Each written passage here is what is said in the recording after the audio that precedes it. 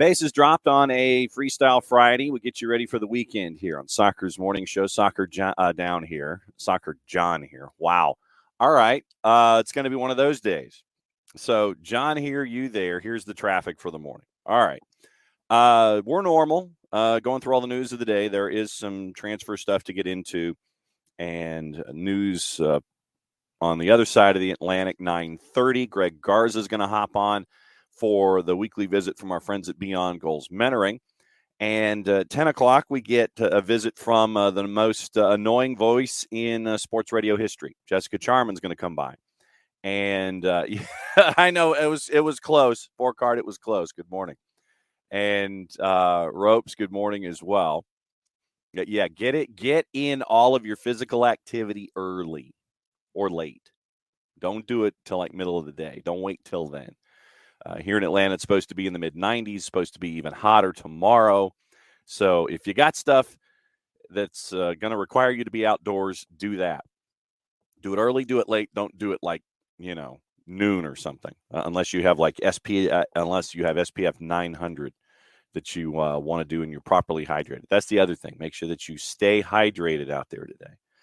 And we know that temps from here to the west are going to hit triple digits, and heat indices are going to be like 7,000 degrees. So stay hydrated, stay safe, stay in the shade, do stuff early, do stuff late. Just be careful. 10 o'clock, the most annoying voice in sports radio history, Jessica Charman's going to join us. And we will talk about a bunch of different things, including her beloved Reading. And there's a reason that we're going to do a bit of a wardrobe change. You see, I'm going to wear this during the segment. So I'm going to wear that during the segment. Yes. Yeah. Air taste smoky 4-card. So wear masks. So we're going to talk about her beloved Reading. We're going to talk about Major League Soccer. We're going to talk about Charlotte, probably talk a little Crown Legacy, MLS Next Pro, and how they're off to the hottest start in the league up there at Matthews. So there's plenty to talk about, but we're going to have a bit of soccer over there with Jess when she comes on at 10 o'clock. And then 10:30 and beyond, it'll be the Weekend Whiparound patent pending trademark coming sooner, rather hopefully, than later. We go over all the matchups this weekend, all the questions that you guys have when it comes to the beloved 442 and Rich's Philadelphia Union. It'll be good to see Rich. By the way, Rich is coming. Rich Ransom, our resident Philadelphia Union fan here in the Twitch pitch and the Discord, he's coming down. So extend to Rich the Southern hospitality. Be nice. Make sure that Rich gets all of the restaurant recommendations that he needs, and it'll be good to see him here at Mercedes-Benz on Sunday 4:25 will be your kick, and it will be very, very busy day for Atlanta United and Philadelphia Union. So we're going to go over Major League Soccer at 10:30 and beyond. So that's your traffic for today. A lot of stuff to get into when it comes to all of the transfers, material, all that kind of stuff. So we'll get into the news of the morning right now. Bam with your Ashes update. Jarrett's probably watching. 416, 352. Wow. So let me see if I can read this. Australia first innings 416 runs. England's first innings 352. Australia's second innings currently 26-0 with a lead of 117 after 11. So that's your Ashes update. And Bam has also said that Newcastle has done a collaboration with Saudi for the new away kit. So once again, keep an eye on all of that stuff. Morning, evening, Bam. So here's your gossip, rumor, and innuendo, and we'll get into all of the players that we like to reference when it comes to all these transfers. So when it comes to the gossip of the morning, here's what we have. So we mentioned yesterday, Pau Torres looks like that is a done deal. Villa have agreed to the $35 million deal for Pau Torres from Villarreal. Urian Timber set to undergo a medical with Arsenal after they agreed to the initial fee of $42 million with Ajax. West Ham still waiting for Arsenal to present an acceptable payment plan for the $105 million. $105 million for Declan Rice. That's from the three-letter paper. Take the information at your own peril. Chelsea pushing for an agreement with Brighton over Moises Caicedo. We've heard that for years. Bayern Munich's Lucas Hernandez on the cusp of a transfer to PSG. We talked about that yesterday, had the pictures taken, all that kind of stuff. That's from Fabrizio Romano. Celta de Vigo's Gabri Vega, identified by Chelsea as the ideal replacement for Mason Mount. Villa considering a loan move for Barca's Ferran Torres with a purchase option of €25 million, £21.5 million. Ruben Loftus-Cheek is in Italy to finalize a permanent move from Chelsea to AC Milan, who will next target Christian Pulisic. Keep an eye on Yunus Musa as well. And we'll get Nick's comments on this next week as things continue to grow and evolve. Nick has not been a happy man about all this kind of stuff. And when Nick comes in, you better just let the runway go because, Nick is on assignment. He'll be back next week. But he has not been happy seeing all of this, trying to target Americans and American audiences. Chelsea's Romelu Lukaku rejected a second offer from Al Hilal worth £45 million a year, as he only wants to leave for Inter Milan. Pierre-Emile Højbjerg is a target for Atletico Madrid. The Spurs would be prepared to sell, according to the Daily Mail. Eric Dyer's future is in question at Spurs. 1 year left on his deal, hasn't signed an extension, but he wants to fight for his place under Ange Postecoglou. Juve, Dortmund, Leverkusen, interested in Sheffield United forward Daniel Jebbison, who's only 19. Morning, Ricky. Manchester United and Chelsea both interested in Emi Martinez as well. Eric Ten Hag has blocked Tom Heaton from moving to Luton Town amid continued uncertainty over David De Gea. You're keeping a 37-year-old because you're concerned about a 32-year-old. Zaha will become a free agent today. Remains in dialogue with Crystal Palace, though there could be a new deal once again, 4-letter paper. Arsenal's Nuno Tavares, subject of interest from West Ham. Arsenal have succeeded in convincing Ethan Nwaneri, 16, to commit his future to the club despite interest in Chelsea and Man City. Bobby Firmino looks like he has agreed to join Al Ahly in the Saudi Pro League. And there's a list of about 10 guys that they still want, the league. Dortmund's move for Edson Alvarez is stalled. Could open the door for West Ham to try and sign the 25-year-old Mexico international. Roma's Jose Mourinho eyeing a double swoop on Leicester City. Iheanacho and Patson Daka. Sorry, Knicks. Once again, we talked yesterday about Jamie Vardy not moving to the Saudi Arabian side Khalij FC. Injury concerns, salary concerns, choice D, all the above. Daniel Farke is on the brink of becoming the new Leeds manager. Club hoping to have the German in place for the start of preseason training next week, 4-letter paper.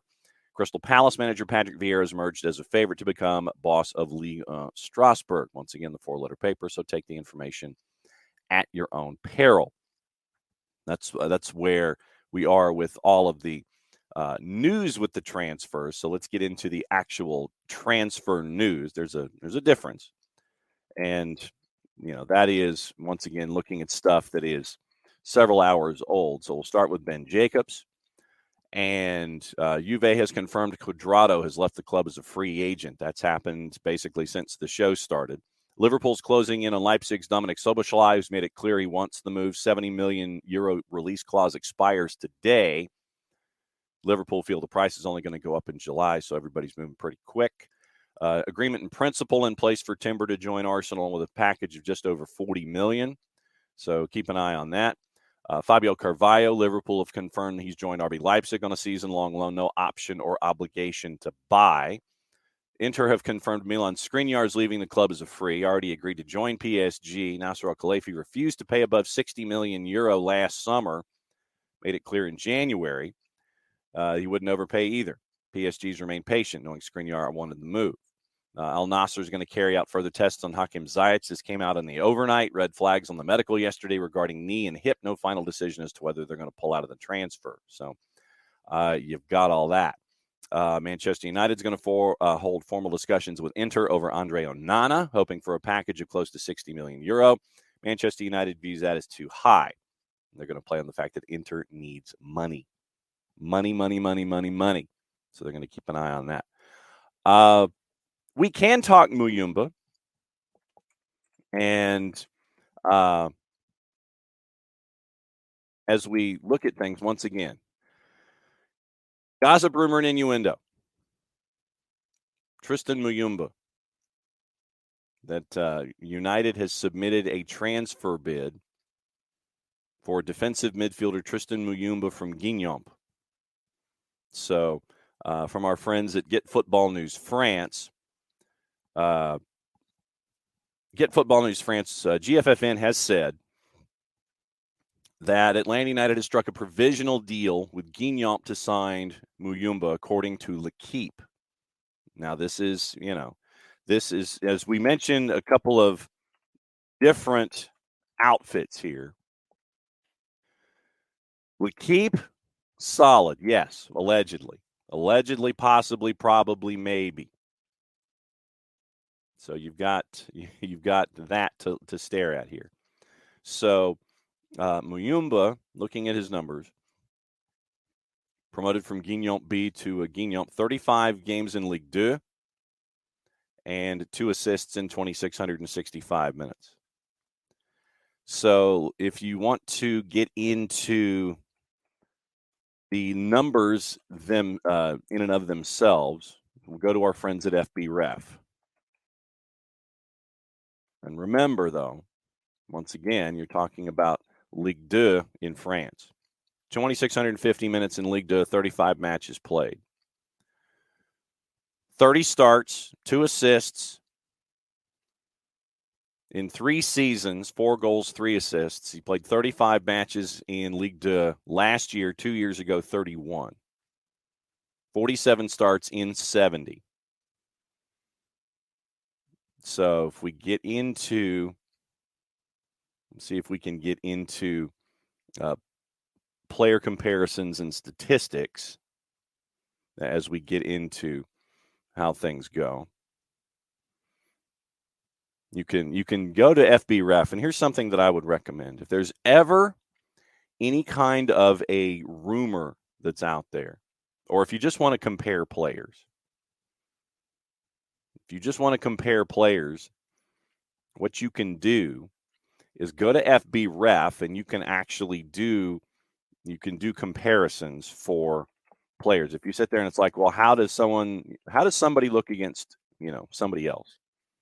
Then what you can do is you literally can compare one to the other and sit there and break everything down and go, oh, okay, so A versus B, and then you can lay things out there.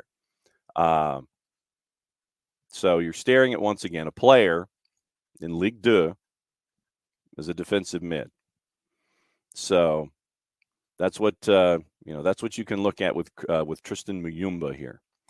And so GFFN to L'Equipe. Opening proposal submitted by Atlanta United, beginning of the week. Guingamp, however, were open to constructive talks over a possible deal, made a counteroffer.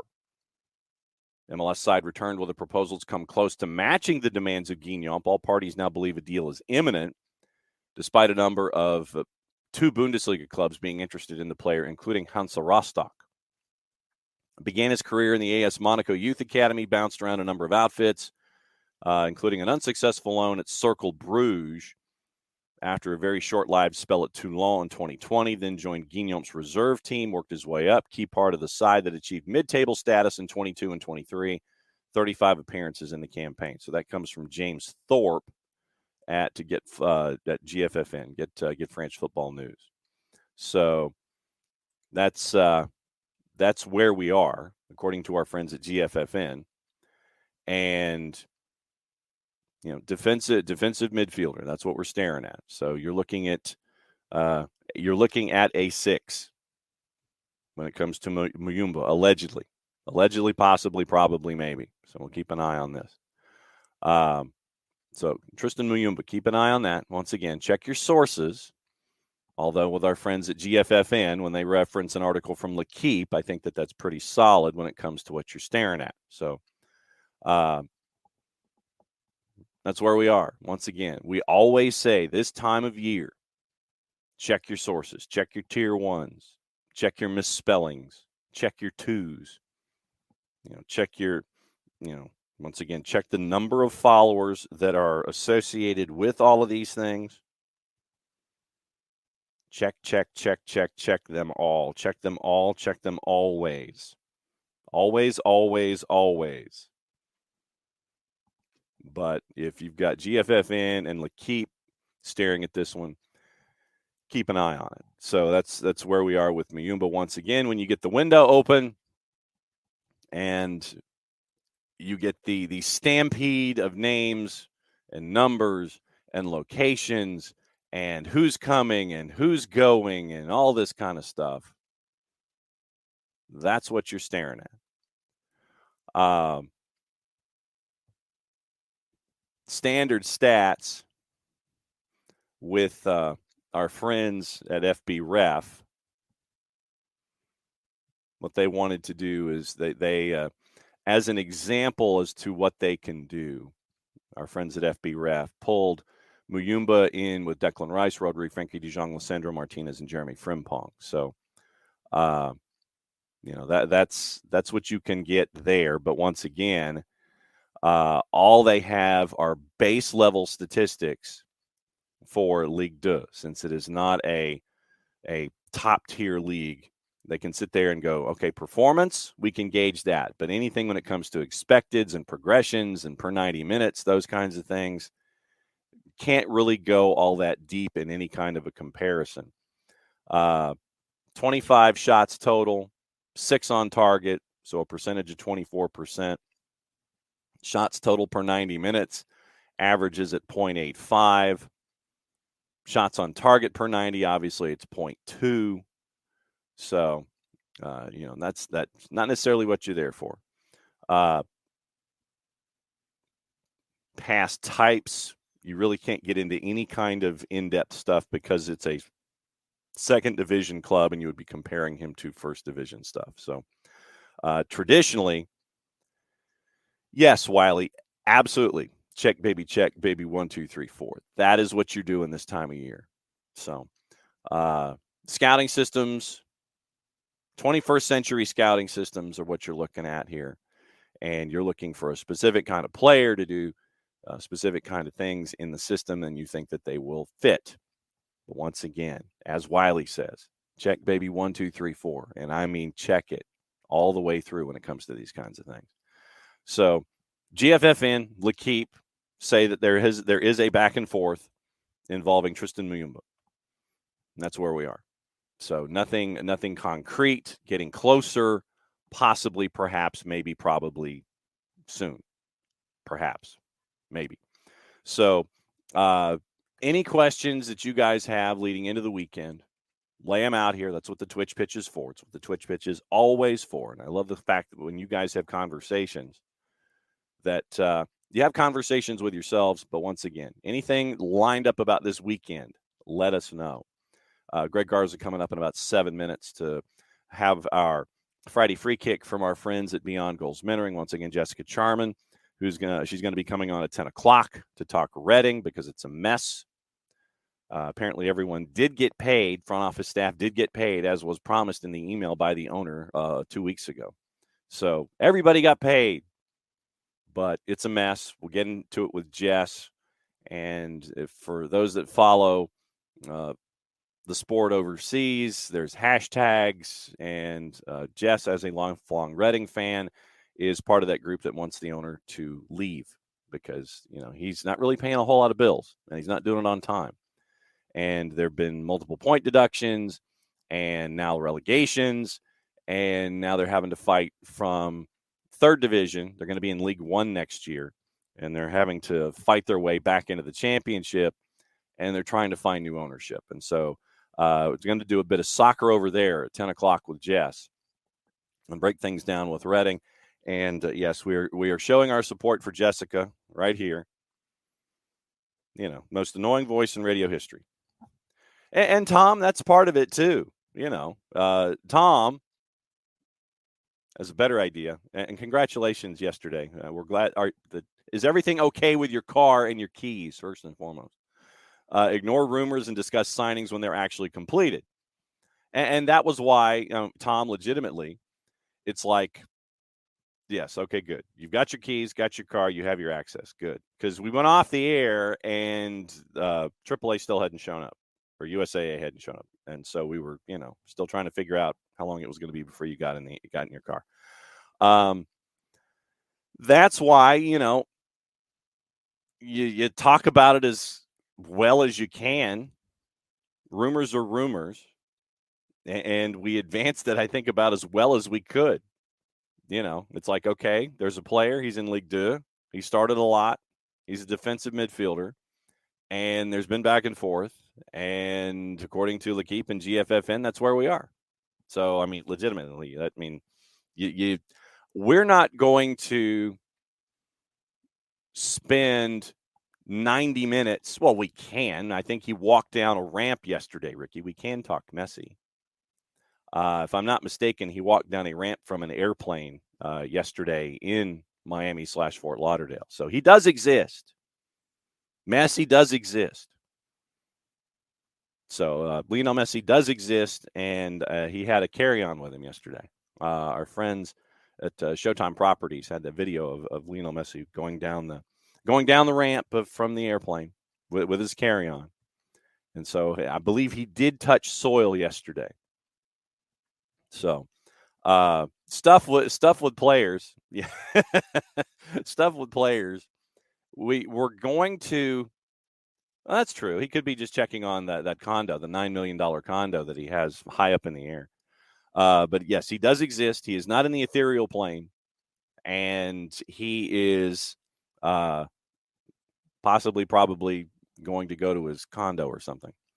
But we will take information as best we can when it comes to anything like this, because as we all know, we still don't have any official signing of Lionel Messi, by the way. We still don't. They're getting close. That's what Jorge _Mas says on his Twitters. They're getting close. Close. But we'll take information as far as we can, like we did with Muyumba. Go to GFFN. They credited L'Equipe. There you go. And, that was all the information that we had and all the information that was germane to the situation. As we get closer to the window opening up, that the spigot is going to just get turned on. You're going to have teams in Major League Soccer who have DP slots, chasing after players. Who's the third man for Inter Miami? Is it going to be Gregory? Are they just going to buy him down? They got to figure out what to do with these guys. So you've got like 5 or 6 days to figure out, okay, here's the deal. Major League Soccer's rumor mill is going to explode. We've seen bits and pieces. Here in Atlanta. Just be prepared for all of it. Understanding going in that we are going to refer to it as gossip, rumor, and innuendo, and things left unsaid. Knowing full well that information's out there and we don't know what we don't know. That's another tenet here on the show. We don't know what we don't know. And if somebody's going to wander in the door, if it's a tier 1 source, we'll continue to talk about it and keep an eye on it. Much like the boat show, when that started a couple of years ago, and that kind of consumed us, that when that happened, kept an eye on that, and it was a running conversation. But that's the fun part. We're going to mix fun with journalism. We're going to sit there and try and figure things out as we go. Yeah.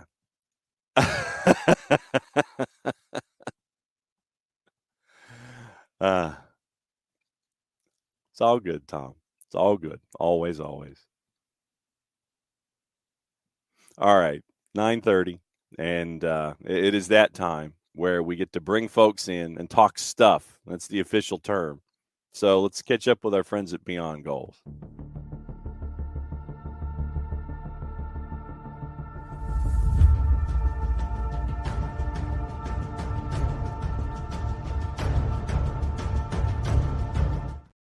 Greg Garza, hanging out. Good morning. How you doing? You're the one who's been traveling the world, my friend. You're the one who's going on all over the place and trying to make sure that things are going well with the family when you have the opportunities to. Most definitely. Summers are always crazy, right? Kids are all over the place. It's like as a parent, you always need school so you can kind of work around their schedule. And when they don't have school, you kind of have to improvise and create other things to keep them busy. Well, and so how was the improvisation, sir? It was great. It was great. Got to see some family. Saw my parents in the third hottest place in the world right now in Dallas. Ours? Yeah, I know, right? I can't believe how hot it is there. It's unbelievable. But yeah, besides that, just seeing family, kids being able to travel, and enjoy time off. That's what it's all about. It's just like I speak to kids, right? It's like when you have time off, decompress, get away from the game. I give a lot of kudos and a lot of congratulations to a lot of kids who do 1,000 different soccer camps and are training every single day. But all the kids that I do speak to, I always tell them, look, even for my own kids, even for myself, the last thing that I wanted to see in front of my face after finishing a season was a ball. I didn't want to see a ball for 2 to 3 weeks because you gotta get away from the game sometimes. Sometimes a little bit too much of it can be overkill.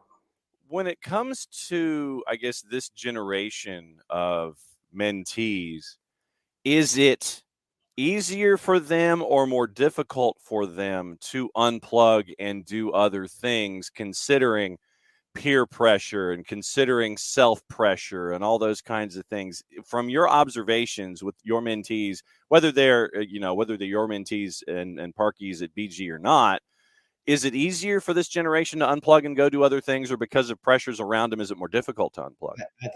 I find it much more difficult. Every kid is doing something every single day, and there's a lot of credit to that because I do feel like the Kobe Bryant saying you got to work in the dark to be able to kind of see the light one day, right? But I do feel that kids have to learn to get away from the game mentally as well. It is important to do things when you are in off season that you're not able to do while you are in season. And that is spending time with parents. That is spending time with friends. That is going to the pool every single day. That is, traveling and enjoying. If you want to take a ball with you, and that was probably me as a kid, right? The decompressing times were times that I still took a ball and had some fun with it. But doing things on a competitive side, I think for me, is something that we still need to try and teach these kids. And I don't even think it comes from peer pressure. I think it comes from, like we say, when we're in an organized environment and a professional environment, it comes from the guys upstairs. Mm-hmm. And I think for the kids, it comes from the guys upstairs. It's their parents. Their parents tell them that they need to be better for next season. They need to do this for next season. And that's why I always say something that I cannot teach and something that I feel parents need to let be. We can always give tips and guides, but and guide kids, but let them figure out that internal drive and that internal motivation. Let them understand the value of that, and that is if they have time to rest and kind of decompress within the summer, great. If they are the ones that are choosing to go outside and get some extra touches, then even better, right? But there's a fine line and a balance that has to be within that. But that's got to be tough, though. I mean, especially because you don't want to let your parents down. You don't want to disappoint your family. And I would think that that's one of the most difficult peer pressures out there, where there's always and we've seen this, the specter of the parent, and the parent wanting to live vicariously through the child to make up for whatever failures there were perceived, or right or wrong. But there's always that stuff right on the shoulders of the athlete. It's like, I don't want to let my mom down. I don't want to let my dad down. I don't want to let my family down. And all of that pressure that's coming from behind that seems to be tougher these days. Most definitely. Yeah. It's, I always tell parents, you just gotta, they will figure it out. The kids are the most resilient, being on earth. I don't think there's any more resilient being rather than a kid. A kid can get through anything. And, they're more resilient than adults. Hardships and challenges happen. And I feel like kids are always able to figure themselves out. They adapt. They're consistently adapting, and they're sponges. They're learning from so much. And so I think, just letting them kind of navigate their own waters and letting them kind of navigate their own journey and their own path and kind of figuring it out themselves. There's no greater value to them gaining experience and to learning different pathways for themselves. This is a conversation that I actually had with being out with soccer in the streets the other day and sitting down with Sanjay, and just speaking about, within the schooling environment, there is so much in the education, there is so much that kids learn around that. But with experiences and going different places and seeing different things within the world and just kind of that exchanging ideas with other people and other cultures, there's nothing greater than that. And for kids these days, I think it is important, right? That you like going back to enjoying summer and going different places and being a sponge in all areas, just to learn and kind of get away from that pressure of doing the extra when mom and dad is telling me to do the extra. Just let the kids, they'll figure themselves out. So is it safe to say that when you had your learning experiences in the sport of soccer away from home, that was your time, one, to learn, two, be that sponge, three, make sure that you had the distance away from family but could still make them proud of what you were developing into? Is that fair?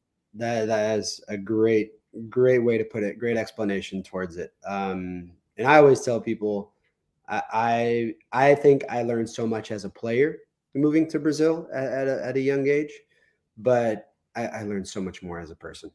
I became who I am today. Taught me so many, moral values and just core values of, just gaining another language, of gaining another culture, putting people's different cultural differences into perspective, and allowing myself to really just grow within that. And I think in the most humbling fashion, and kind of, I always tell people, just kind of understanding the word gratitude and gratefulness, and realizing the opportunities that were in front of me at that time.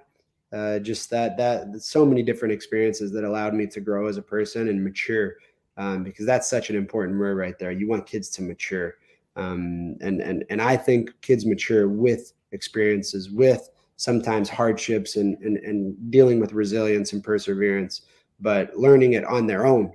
They will always have support system, and that's what we always hope for, that kids always have support system. Mom and dad will always support. They'll always be there for you. But I do find it, very important for kids to understand and figure out those things on their own.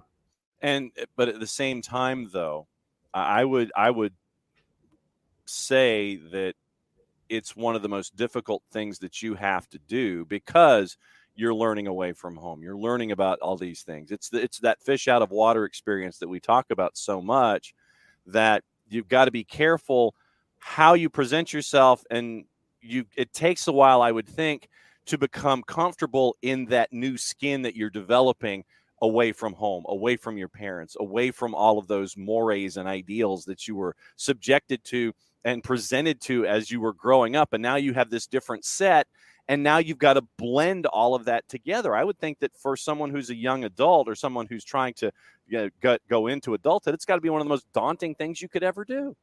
For sure, but you grow within those experiences, right? You're able to mature, and you're able to learn from those experiences. And I think, that was the conversation, like I said, like I had a few days ago with Soccer in the Streets, and Sanjay was just understanding the valuable pieces of, going through those things as a young adult. That first step out of the house, and kind of realizing, okay, I have responsibilities. I'm growing things to kind of keep myself accountable, and stay on top of things. And that's how we grow as people. And that transfers in even to the sport you might play, even for professional athletes. That's I think a huge hurdle and a huge stepping stone for most kids, is that if you are able to understand the habitual and the routine like lifestyle, and kind of the preparation that goes behind it and the maturity level that's there, you will be a great pro and you will live a long lasting career. But if you don't, and you don't understand those things, and you don't allow yourself to mature, and you always stay stuck in the middle or below that line, right, then you're never going to continue that longevity of a career and a lifestyle that you probably work so hard to get to. How many missteps did you take along the way when you were away from your family in different countries, away from home, that at the same time helped you learn? But how many missteps did you take along the way to sit there and it's like, okay, that's a learning experience. Okay, that's another learning experience. I don't imagine everything was 100% correct in every step that you took. How much of it did you get to learn along the way?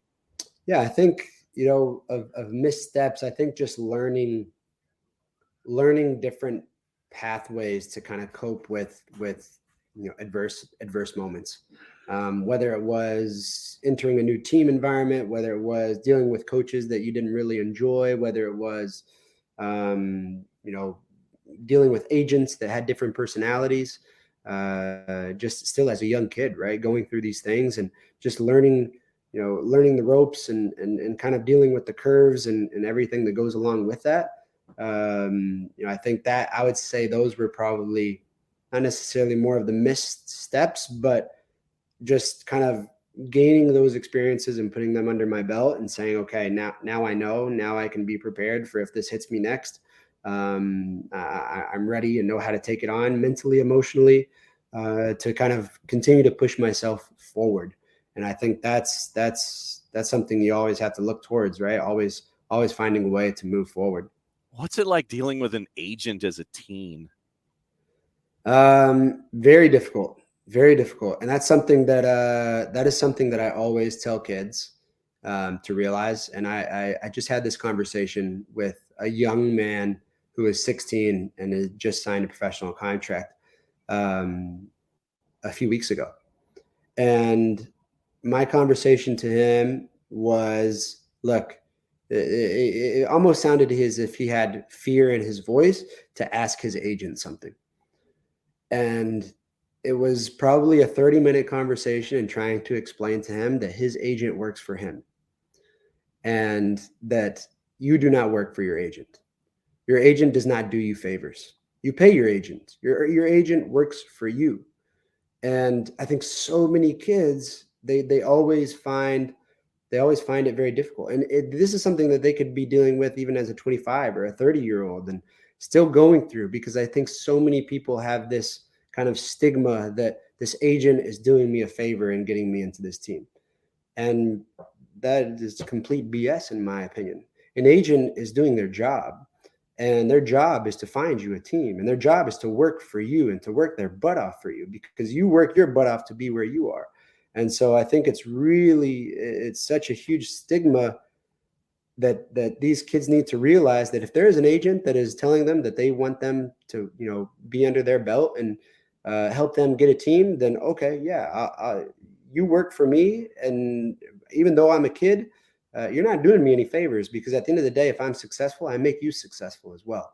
And that's something that needs to spring that confidence and communication skills. And that was something that I had that conversation with a young teen the other day, and helping him realize, dude, the basketball, the ball is always in your court, man. The ball is always in your court, and it should never feel like you are less than an agent. And even though it might seem that some agents out there, he might make you feel that way, but guess what, buddy? You are the one that has that last word, and you can fire him at any point in time, right? Because at the end of the day, the most important person in that room is yourself.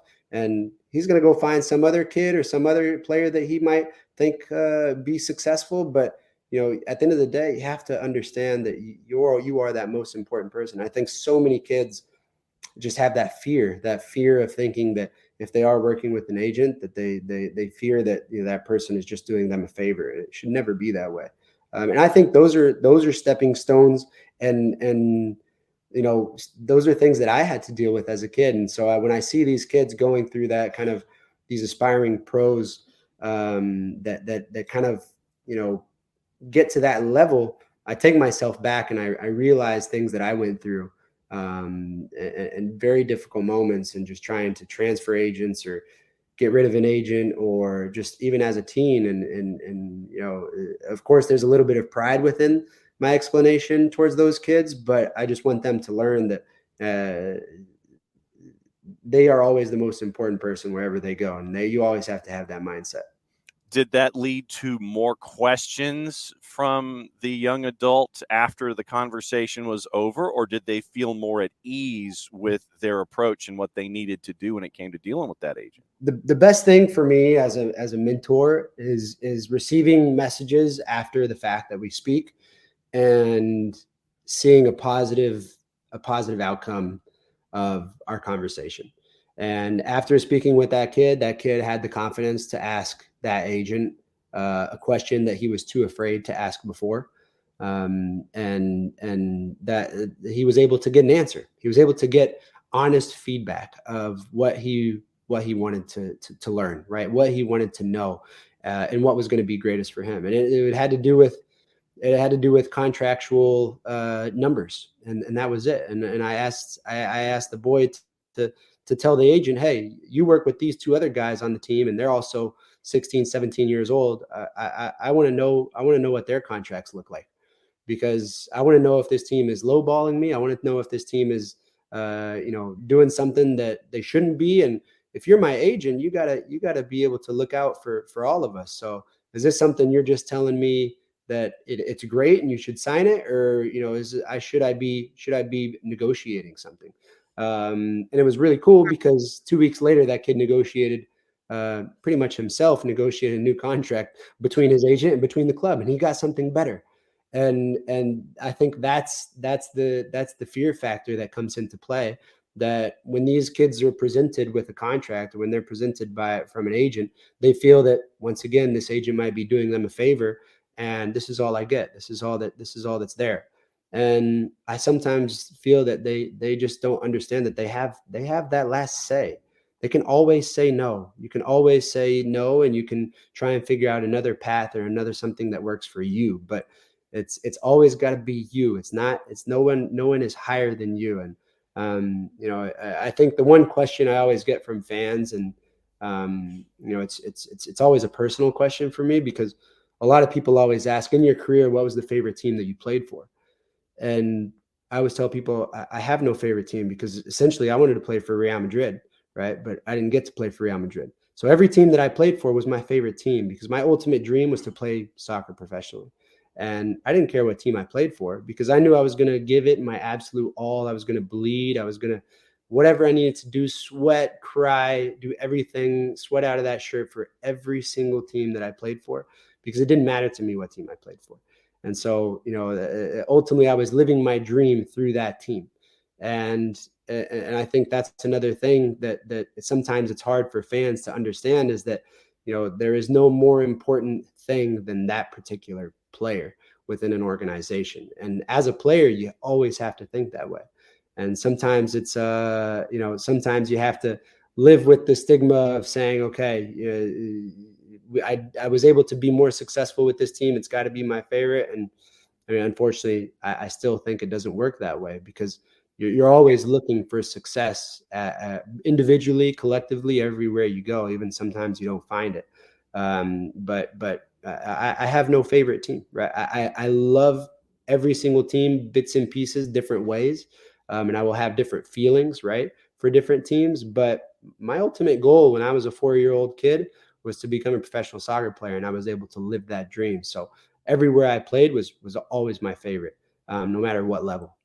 All right. Greg Garza hanging out with us from our friends at Beyond Goals Mentoring and the Friday Free Kick at BG Mentoring for the Twitterless Greg Garza on social media. So, obviously you're wearing a particular golf shirt for those who are watching on Twitch. Yep. So when it comes to that particular franchise and the time that you've got to spend here in this city after your playing days are over, what is it that you put in the Greg Garza book of soccer about Atlanta United? What was special about that time here with them? Yeah, that time, I mean, even this is where I ended up, right? So I think that says a lot about the passion and the desire and love I have of this city. and kind of more so, I think for me, one thing that always stands out to me is just the community involved. It's if I look back at the days in Tijuana when I played in Tijuana, right? It was being involved with different orphanages and being involved with different things within the community to kind of serve the community the best way possible. And I think that was the way that I was raised, to always kind of serve and kind of use our platform to do the best within the world that we have. And within Atlanta, I feel like that successful team was successful because of how big of a role we all played within the community. And this is being very honest. I don't think Atlanta United has had a team since that, after that special team won a championship. They haven't had a team since that has been so involved in the community. And every single player, I can just recall us doing volunteer work or doing all of these different appearances, or it was like a weekly, bi-weekly, or bi-monthly thing of just always doing something, whether it was with the Humane Society, whether it was with soccer in the streets or boys and girls clubs, and just so many different ways that all of us played such a huge role. And now Parky and I get to continue that within what we do. But I think that for me is what kind of showed the most within this city, more than any other city that I've been in. And that goes along with just how great the people are within the city of Atlanta. And I think that's a huge kudos and congratulations to the fans that provide those opportunities to be involved with the community. And that's why I think Atlanta is so special. That's why I think that team was so special, because each and every one of those guys, there was a special bond that we all had with the fans. There was a special bond that we all had within the community that we served. And I don't think we have that again, right? And maybe one day we will. As a fan now, I can say that. But once we have that again, I guarantee you there will be another star on that crest. So and that's why those teams are successful. That's why I think championship teams are successful, because it's all around, right? It's all around success in every single piece of the organization. It's not just within the locker room. It's all around. It's it's something that has to be perfectly aligned. Do mentees understand the idea of being a part of the community, giving back, finding causes that mean things to them? Do they get that? That's something that we love to teach, especially kids who have the chance to become professionals. I think in anything that you do, you should always find ways to be involved, because you're always given that platform. You can always give back in whatever way it may be. For me, I've always loved kids, whether it was working with the unified team in the Special Olympics, because it just takes me back to being you and I have talked about it before, being a pal in 8th grade, where I followed around special kids every Friday as an 8th grader and helped them get through their day. And that was something that I carried along with me for the rest of my life. And I think having those experiences as a young adult, and figuring out, wow, you're helping someone. And you and I have talked about that before, of just, when you help someone, it sparks happiness inside of you. It does. When you help someone or something, whether it be a pet or whether it be a dog or a cat or any animal, when you help that specific thing, it makes you feel good inside. And I think that's always a good way to live by. And putting a smile on somebody else's face always essentially puts a smile on your face. So that's kind of my way of thinking, and it's what I try to instill in a lot of these kids, right? Is that you can be a great player, you can. But guess what? There's a lot of great players out there, and I think that personality and that character role and piece and worth is so much more valuable than anything else. All right. So since you mentioned it, since you mentioned great player, we haven't had the chance to talk since all of this idea about this messy dude. I don't know if you've ever heard of him. Showing up in Miami, being a part of things. Tata now is part of the project of getting Inter Miami out of last place in the East. What do you think about the return of Tata? Messi, probably Busquets. They've been throwing a lot of names: Luis Suarez, Di I know. Maria.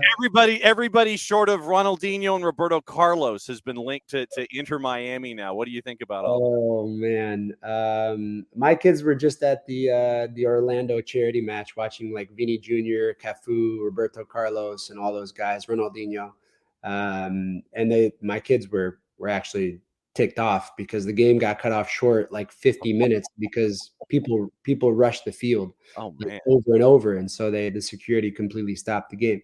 And I'm just thinking to myself, that's the Orlando stadium. I don't know if you guys have been to the Inter Miami stadium, but it is just bleachers. It's just bleachers. Yeah. So I don't know how they are going to contain and keep control of all of this star power that they have, and security wise. I think my personal opinion on it is that I believe it is so great for the business of this league. I think it's going to be great. The business side of it, Yeah. the business side of it. I just don't know what it's going to do for the soccer side of it. Do I think Inter Miami will be successful with those guys? I'm going to give you my answer is going to be no. You're going to run through that midfield all day long, man. That back line's going to get tested all day. I just don't think so. I think other teams have tried it before, where you bring Pirlo and you bring Lampard and you bring David Villa. I mean, David Villa was a different guy because he was unbelievable. That guy was a workhorse and just understood the league. But it's not going to be a walk in the park. It's not going to be. This league has continuously proven to be a big dog factor that when you come, you're not always going to be successful. Messi is my absolute top favorite player, but I think Messi is at that point of his life and his career that he needs nothing else. He's going to decide which game he wants and wants not to play. If you have your tickets for the Inter Miami and Atlanta game, if I were you, I would sell them because I think he's going to see it's turf and he's not going to play. And so that's just my personal opinion, right? I think those are things that we're going to have to deal with him being in the league. But it's just that I always tell all my friends that have tickets for that game, I said, dude, you should sell them for $600, $1,000 while they're there. Yeah. Right. But we'll see what happens. Maybe Messi will prove me wrong. All right. What's the latest with Beyond Goals before we let you go? All good, man. We continuously grinding, continuously working along and creating relationships with different people. That announcement I can finally make because we have broken ground. Yes. The announcement is that we have made an official partnership with Atlanta United. We will be working with their whole entire academy from under 12s all the way up to under 19s. And we will also be working with parents as well to help them kind of navigate each and every phase of these kids' next careers and them being an investment in an awesome organization. So that is something that we have been working very, very hard towards the past year. And we are now an official partner of Atlanta United with Beyond Goals. So something that I think is, once again, just goes towards, I think, all the work Parky and I, like I said, have put towards the community of Atlanta, and now getting to kind of work very closely with these next star generations is something we're super excited about. All right, so let's give it the even though this is after you've made the announcement. Love it. There's your breaking news. Breaking news: Beyond Goals partnering with Atlanta United. Very, very cool. As always, Greg, great to see you. Glad you had a fantastic vacation. Great stuff with Beyond Goals. Thanks for hanging out with us, my friend. We'll catch up with you down the road. Thanks for having me, and tell Jess I said hi. Well, wait a minute. There you go. I texted her and said, hey, you should be on with me. We could talk soccer. We can do it next time. You got to give John a little bit more notice. I didn't want to steal your flame. Great news. I know you were still getting ready, so no worries. All right. Be good, Greg. We'll catch up soon. See you guys. Take care. Greg Garza, Beyond Goals. The hot tag now, Jessica Charman in. And see, Jess, I had to wear this. I had to wear the the most annoying voice in radio history. I'm very proud of you. It looks great on you, John. It looks absolutely brilliant. Olive in New York has become like my second most outfitter now. And I'm going to do something here because we're covering a bunch of different topics. It's a little soccer over there. Probably get into Weekend Whiparound with you a little bit. I want to talk MLS Next Pro and Crown Legacy because you've done some interviews there as well. But I have to take off my headset to start this segment. So, gosh, what's coming, John? Oh no! Watch this. All right, hang on. Drum roll. What we're talking about first. Oh, the Kia Sera days. Yes, John, that is a throwback shirt. There you go.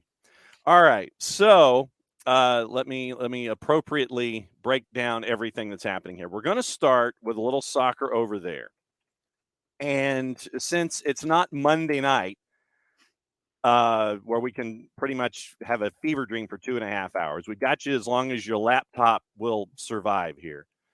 All right, we want to talk about the jerseys that now you and I are both wearing on the air.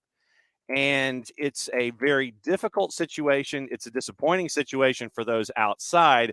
For those who are tied to the club as you are, it's angering, I'm sure, on about 38 different levels. And I want to go over the facts of the case, and I want to make sure that I cover it correctly before we get into it. So this is from our friends at the BBC. A collection of Reading fan groups are demanding owner Dai Young sells the club as soon as possible.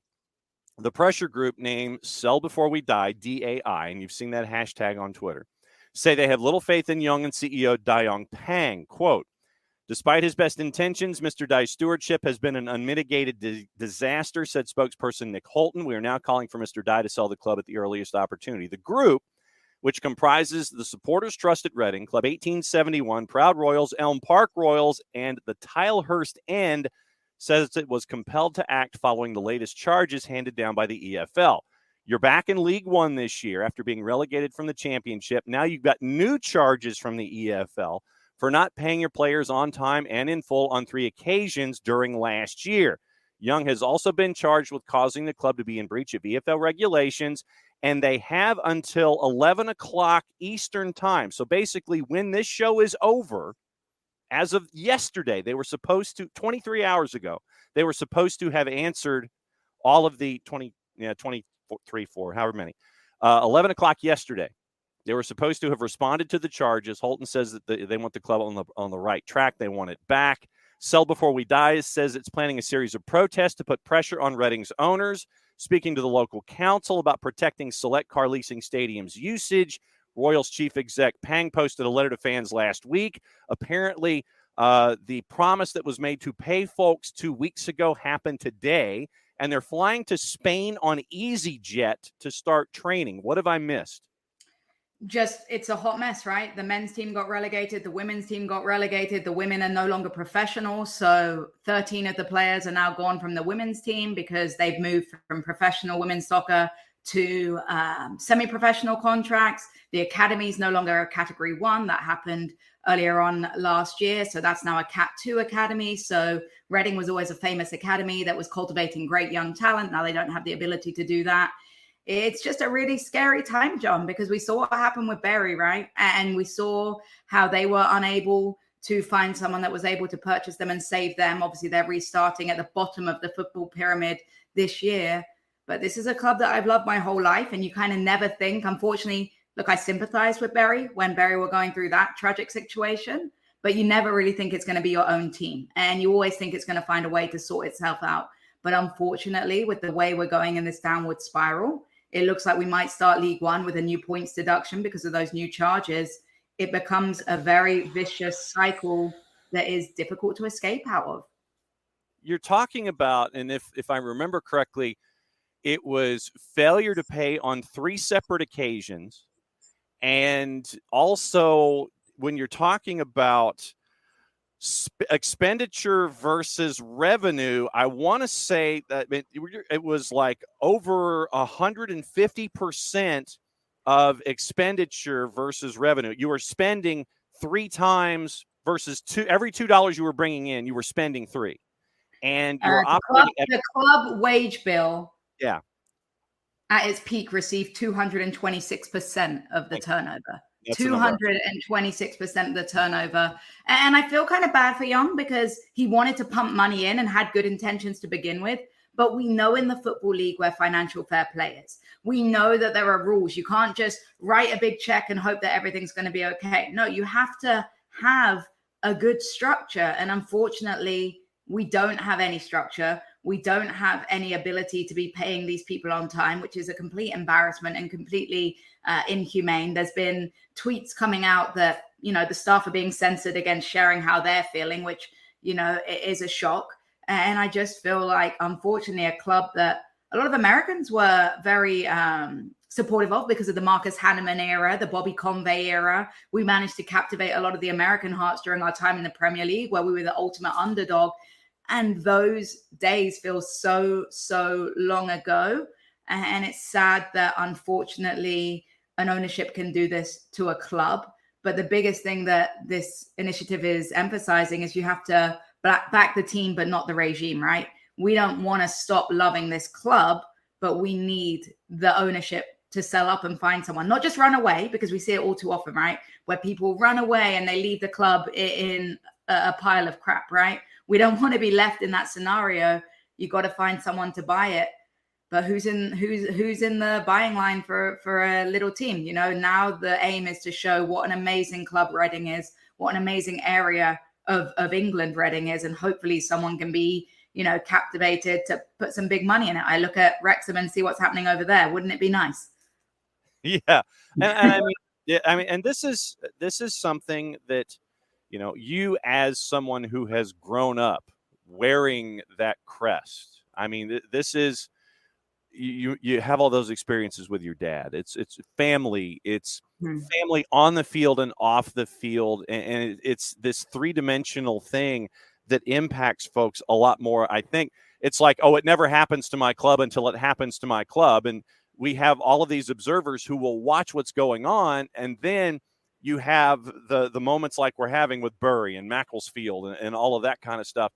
And then it's almost like you wait until it's too late to act in a situation like this. And I think that when you're looking at what all of the supporters groups are doing, it's like, we don't want to wait that late. You got to act now to try to get something done to turn things around, because the points deductions in Championship were one thing.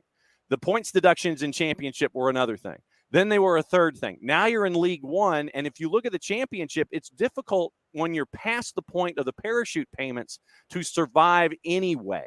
Mm-hmm. And now you have this where you're relegated to League One. You're probably going to be starting with that points deduction again, a 4th time in less than a calendar year. I mean, this is going to be a tough slog to get out of. Yeah, it is. And you see the vicious cycle of teams dropping out. Teams go from Premier League all the way down to League One. You see it with big historic names. Look at Sunderland. Everyone, loved Sunderland when they're in the Premier League. And you've watched the documentary and seen how difficult it is to find your way back out. It's really a difficult scenario to find yourself in, like you say, John, because this club is so important. Everyone has their club that they love, right? But it's never expected to be your club. And when you think back to the memories, like you say, Reading's why I'm still in the game, right? Reading is why I still have this broadcasting career. It's where I fell in love with football. It's where I got an opportunity to showcase my talents with the women's team. And to think that it might just cease to exist one day, it just puts a sickening feeling in your stomach. You mentioned on Twitter that hashtag sell before we die. So many people are sharing their stories, whether it be bringing their grandparents to games, going to games with their grandparents that are no longer with them, meeting their future wives at the games, all of these incredible stories that would then just be memories and no longer something that you can actively be involved in. It is crazy. I think it's great that the fan bases are being proactive, but it takes more than just fans, right? We are fans. And, maybe fan ownership is an opportunity in the future. Who knows down the line? But at the end of the day, it's about raising awareness so that maybe someone has their head turned and they find a connection with this club to see what they can do to try and save it. What's your first Reading memory? First Reading memory, one of them is coming back from a playoff final on the coach back from Cardiff, where Reading unfortunately lost. But I just remember being part of that environment as a young, little girl that felt like part of the community still. And I love that it was one of those opportunities for me to feel togetherness with a team. And I think going to the games with my dad was so special, going out to the team store and seeing the mascot Kingsley. It sounds silly, but little things like that become part of your heart. But I think most importantly, sharing the games with my dad and my brother, falling in love with the game and just watching the likes of Kevin Doyle, who was one of my favorite players, of Nikki Forster, one of my favorite players, and just finding this captivating emotional connection to players and just falling in love with the game, you know. And I think sharing those times with my dad and my brother were very special. And even now, I think special memories are every time I book a flight home to England, right? I'm looking at the Reading FC schedule to see how many games I can get in. And I've already done that booking flights back in November, and there's Wycombe Wanderers away, and I'm super excited about that. And then you think, oh my God, teams get expelled from the Football League. You look at what happened to Bury, they got expelled. There is a chance that these games don't even take place. And that is like a horrifying reality that you have to think about. So I'm trying to do my bit with whatever I can to turn eyes on it, to tell Americans about what's happening, because unfortunately, well, understandably so, you know, people will have their own clubs that they're attracted to, that they care about. And what's slightly ironic is I get the issues with the American system and all the rules that go into play. But a lot of the reasons why MLS clubs are so expensive, a lot of the reasons why there are so many different rules in place is to protect things like this happening to Atlanta United, for instance, to Charlotte FC. It's annoying at times when you're trying to understand all the different rules and all the different legislation. But at the end of the day, Atlanta United and Charlotte FC are feeling a lot more stable than Reading Football Club right now. What can the American soccer fan, football fan do when we monitor this situation? What can fans do to, I don't know, help spread the word, be supportive? How can the American fan be supportive for Reading fans that want things to change? Yeah, I think it's just that social media presence, like you say, whether it's you see a video of a peaceful protest going in and retweeting the action. I know they're trying to do a protest at one of the preseason games where they're going to throw some socks on the pitch, because everything that this initiative's trying to do is making sure it's peaceful, right? Yeah. So something like that's going to captivate the American audience. It's going to make you laugh, you know, sharing those things to get eyes on the situation. I'm also working very closely with Oliver and York right now to try and make some sort of jersey. So we'll hopefully get a very cool jersey design that we can make available for purchase, with the proceeds going to help fund the initiative. And that will be a really cool way to get some swag. I know it's probably going to be blue and white, so hopefully you feel like you're going to look good in blue and white. But those little things of just raising awareness and just being supportive, you know, because it's very easy to forget that other people are suffering, you know, and struggling, and just checking on people, because there's actually a lot of people now that are having mental health, you know, because this is their club. It's very upsetting. And I will say I'm very proud of watching Reading fans come together in this moment to support each other, because this is a very emotionally exhausting time for people that this club is more than just a football team too. This is their life. Yeah, Shooter McGavin, our resident New England Revolution fan, brings up the Oakland A's of Major League Baseball.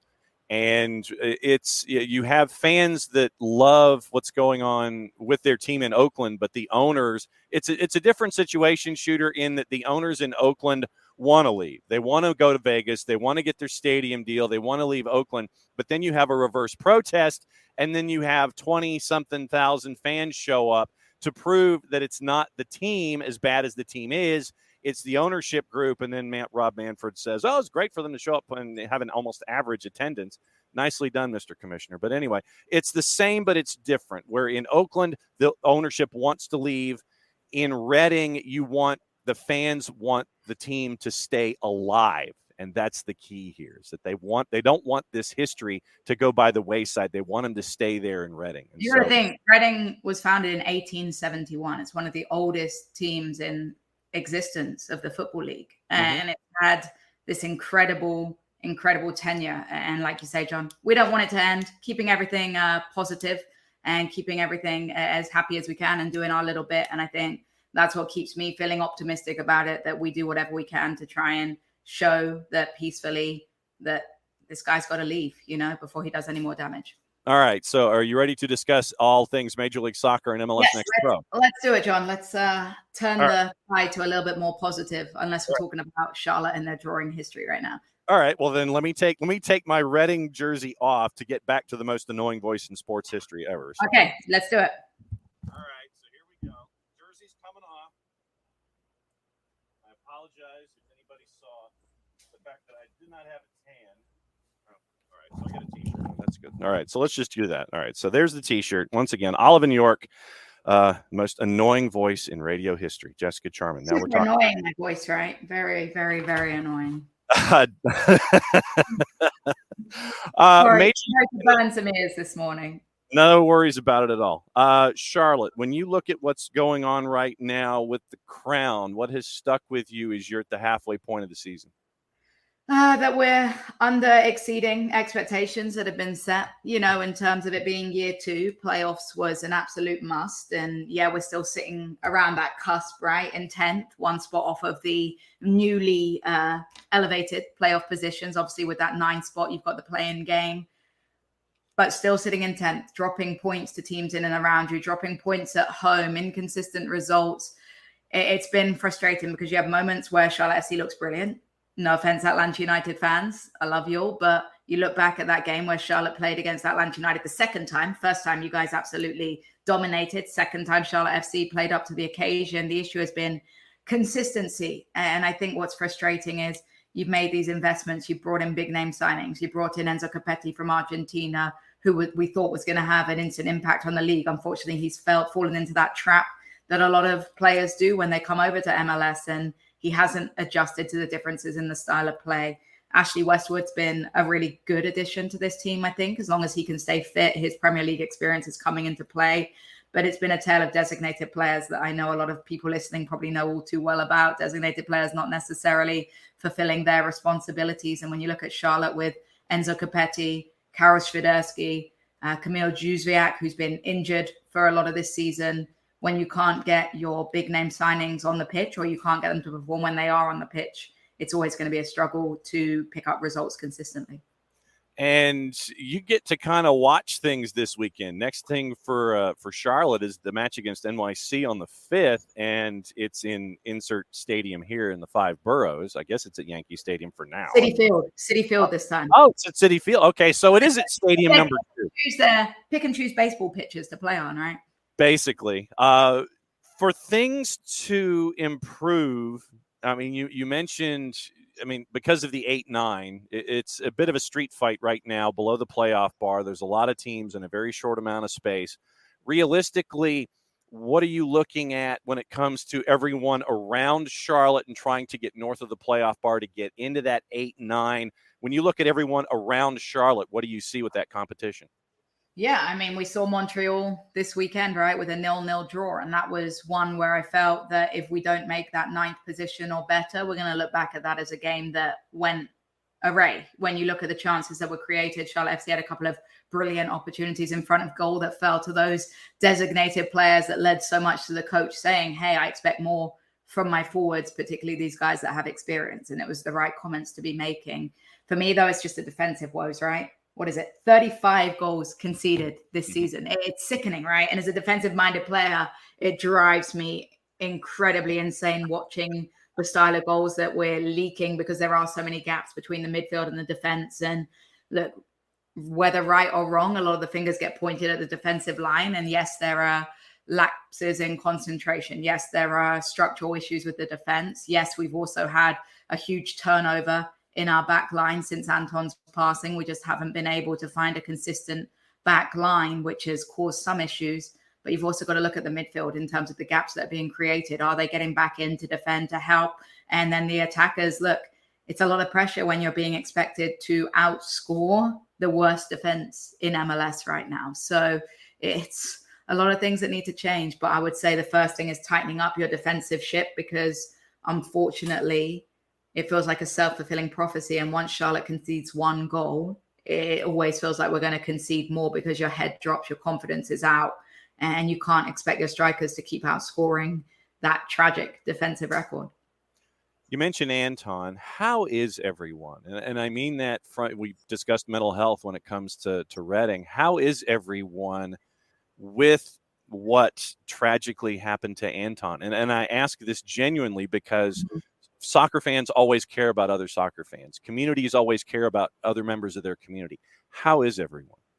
Yeah, honestly, I can only speak for myself factually, and there are moments that it's really hard. It sounds silly, but I was just walking my dog the other day thinking back to when I recorded a podcast in Colombia, and it was with Anton, and it was kind of one of those moments where you think, oh my God, I was having a conversation with someone that's no longer here. Or I think back to Jason and I planning guests for the World Cup show on the women's side, and I remember Anton having that grace and respect and care for me to take time out of his day. He was on holiday in England and he still took time to do an interview with me just so that I could have something with an English player. And it's so surreal sometimes to think that he's gone. I think from a club standpoint, they're still doing little things to honor Anton. There'll always be the AW5 on the crest of the jersey. They have the markings on the pitch. But I actually think for the well-being of the players that they're stepping back sometimes with all of the show, because Lattanzio came out and said that sometimes it's hard because there's so much talk about Anton that we're not able to process everything, right? And it shouldn't ever be for show. And I'm not saying that that's what ended up happening, but at times if you focus so much on something, you're not able to grieve privately. And I think that Lattanzio has come out and said, look, we're going to carry Anton with us in our own hearts, in our own way, without having to talk about it constantly. So it's about finding that balance of respecting the legacy, talking about Anton, because I think that it's very important not to forget that happened, but also find that balance for the players' sake of not constantly, reminding them. But I will say, really important for people to kind of see from the outside that everyone kind of spoke when this happened and they're like, Charlotte's going to win MLS Cup now for Anton. And I think I always say when people ask me how we feel about that, people forgot the human component of grieving when they were saying that. People forgot that these professional players spend every day with Anton, training with him, coming to this pitch. And actually, yes, they want to succeed for Anton, but it can be very difficult to overcome those emotional hurdles. And we saw some other off the field issues with this club.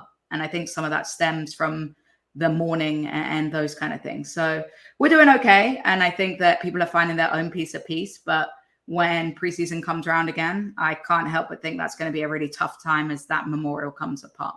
A couple of other MLS and MLS Next Pro topics involving Charlotte, Crown Legacy, Atlanta United before Jess's laptop dies here at Just Talk. I actually put it on charge, but it's on a crappy charge. You know, the charger that doesn't charge it enough, so it's actually on charge, but gradually going down in percentage. Wow. Okay. So, all right. So I'll only keep you for 7 more minutes unless we go into added time. All right. So how busy a transfer window do you anticipate for Charlotte? I hope it's busy. Lattanzio said he wants 3 players. You saw Scott Arfield being brought in from Rangers. That I think is a very good signing. A lot of people concerned about him being 34 years of age, but from the images I've seen from training and my sources that have been watching him train, he looks raring to go, looks physically fit, looks strong, looks ready, looks like he's going to take MLS in his stride. Also, Westwood, that I mentioned earlier, has experience playing with Arfield from Burnley, so that should be automatic chemistry. So that's a good sign. He'll be available at that NYCFC game because the transfer window will have been open. Need a left back because our fullbacks are so problematic at the moment. And honestly, if our forwards aren't able to step up, then maybe we need a forward. But at the end of the day, I think that we have some very, very good Crown Legacy players. Our MLS Next Pro team is flying, like you alluded to earlier, John. Time to trust those young guns. Atlanta United's seen the success, right? I think back to that Nick Firmino goal and how well Nick instantly impacted MLS. And I think that we need to really try and utilize that well. And Shooter is somewhat very tongue-in-cheek saying, if you need a defender, we've got Omar Gonzalez. Yeah. Thank you, Shooter. Everybody in Charlotte loves you. You What's mentioned number 1? Which one's the number 1 at McDonald's? What is the number? Is that the straight hamburger meal? Or is it a Big Mac? Is it a Big Mac? Shooter, let me 2 Big Macs and a pack of smokes. It'd be about right. Big Mac. Big Mac. Okay, sounds pretty valuable. Yes, yeah. Give the Revs 2 Big Macs. I like Bojangles in Charlotte. They'd probably give him a Supremes meal from Bojangles. Bojangles. Yes, we like that's an elite cuisine in Charlotte, I've heard. Yes, no doubt. Crown Legacy. You've had the chance to catch up with some of the folks, including someone who's gotten off to a really hot start. Crown Legacy right now, number 1 in the East, 35 points last time I checked, a couple points clear of Revs too. When you mentioned the youngins and the young guns with Crown Legacy, what's it been like to see that aspect of things grow where it comes to Charlotte? It's been brilliant. And anyone that knows my background knows how much I value those, lower levels of developmental team. I grew up with, playing in those leagues, and I love getting to see young guns, the reserve team, coming into full effect. And I think MLS Next Pro has been a real blessing to a lot of MLS sides. I mentioned Atlanta United and how they benefited from those minutes. I think that Charlotte's Crown Legacy has an incredible identity. They know how they want to play. They've lost 2 times, which is a really good record in year 1. They've got a great mix between players that are kind of destined to play at that MLS Next Pro level and those young guns. They've used it as a great way to get our draft signings up and ready to go. Patrick Agyman, obviously one of them, who made his first MLS goal against Seattle in that comeback 3-3 tie. He's a great guy, super humble. And what I love about the Crown Legacy boys is that even though they're high flying right now, they're staying grounded, they're staying very humble. And that feels to be part of the system that they're preaching over there. I'm really, really excited for the Atlanta United 2 game that's coming up after the 4th of July weekend. That's going to be a really fun battle, obviously, because I've got the personal connections with some of the guys at Atlanta United 2 that I know, with Karim playing over there, who's been really exciting to watch. I know you've probably enjoyed watching Karim play, John. So excited to see my 2 worlds collide a little bit on that one. Nothing like the Gwinnett Grizzlies and GGC paired with the 2s at Matthews when we come out the other side of this off week for Atlanta United. Really looking forward to that. So, okay, since you mentioned Atlanta United, this week it is the odd duck.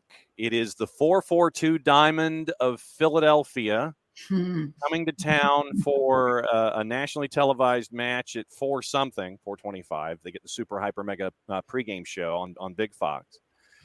When you look at Philly, and let's take this from both sides. When you look at Philadelphia and that 442 Diamond, which is you have to prepare for something totally different than what you're used to seeing when it comes to defenses. When you look at that 442 Diamond that Philly brings to the table, what do you see?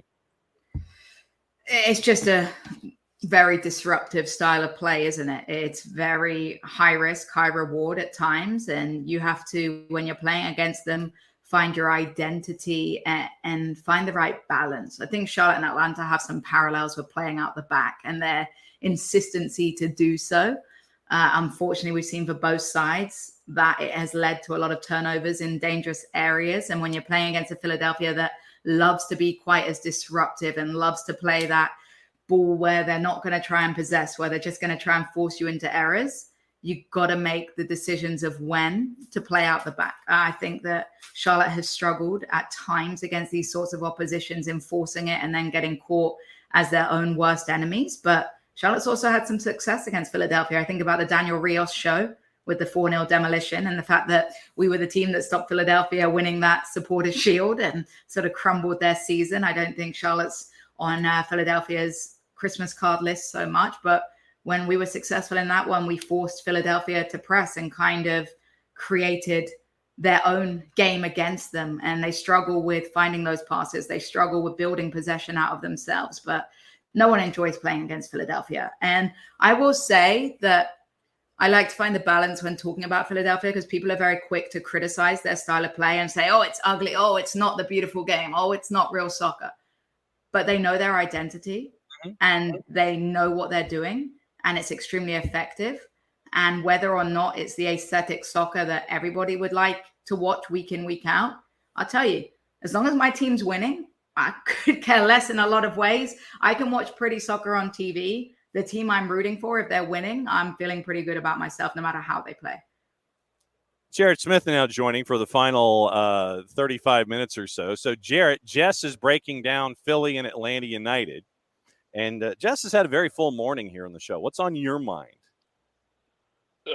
We have like tons of games this weekend, so yeah, we'll get into that. Mostly it's that. I mean, mostly like it's whip around. It's the idea of a busy weekend, because it's gonna be a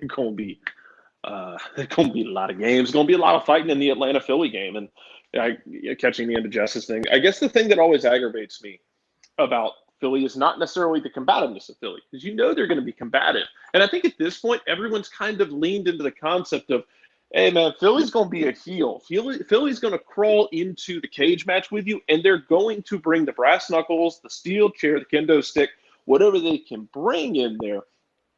But if you're going to acknowledge that they're going to be that team, and that's who they are, it's how they operate, understand that might impact the game. And it's tough to ask teams to play through it, because that's what's going to happen. We talked about this with the Atlanta and Red Bulls, where Atlanta is going to play their style against Red Bulls. We know that they are. And Red Bulls is going to play their style. Philly's going to play their style. In the same sense that when Philadelphia started the year slowly, when Red Bulls goes through that summer swoon that they always go through, that all of those energy drink soccer teams go through those slow stretches, they don't just quit playing their style. They're going to stick to it because it's something that they believe in. And I think you see that with, as just mentioned, Atlanta and Charlotte. You see it with Seattle as well. You see it with a number of these teams. If they have something they firmly believe in, results aren't going to change that. They're going to keep playing their way. Philly's going to play their way. Atlanta's going to try and play through it. And you're going to have to play it on knife's edge at times. How do you think it's going to go, Jarrett? I got to put you on the spot. How do you think it's going to go based on, the fact that all the eyes are going to be watching? I'm going to be sat on my sofa watching that one on Big Fox. So I'm glad you told me it's 4:25. That way I can have a bit of a relax before game time. Yeah. I think it's going to go draw. One interesting part of this that Philly hasn't had to deal with before is Yorgos Giacomakis. True. He is such a horse of a human being, and his physicality. Just I don't know how much you've been able to watch him. I only watch the highlights a lot of the time, but he's a freaking monster. Like he's just, and what's so surprising is he's built like that way, but he's not just a physical player. He's got good feet. He's got a good eye for goal.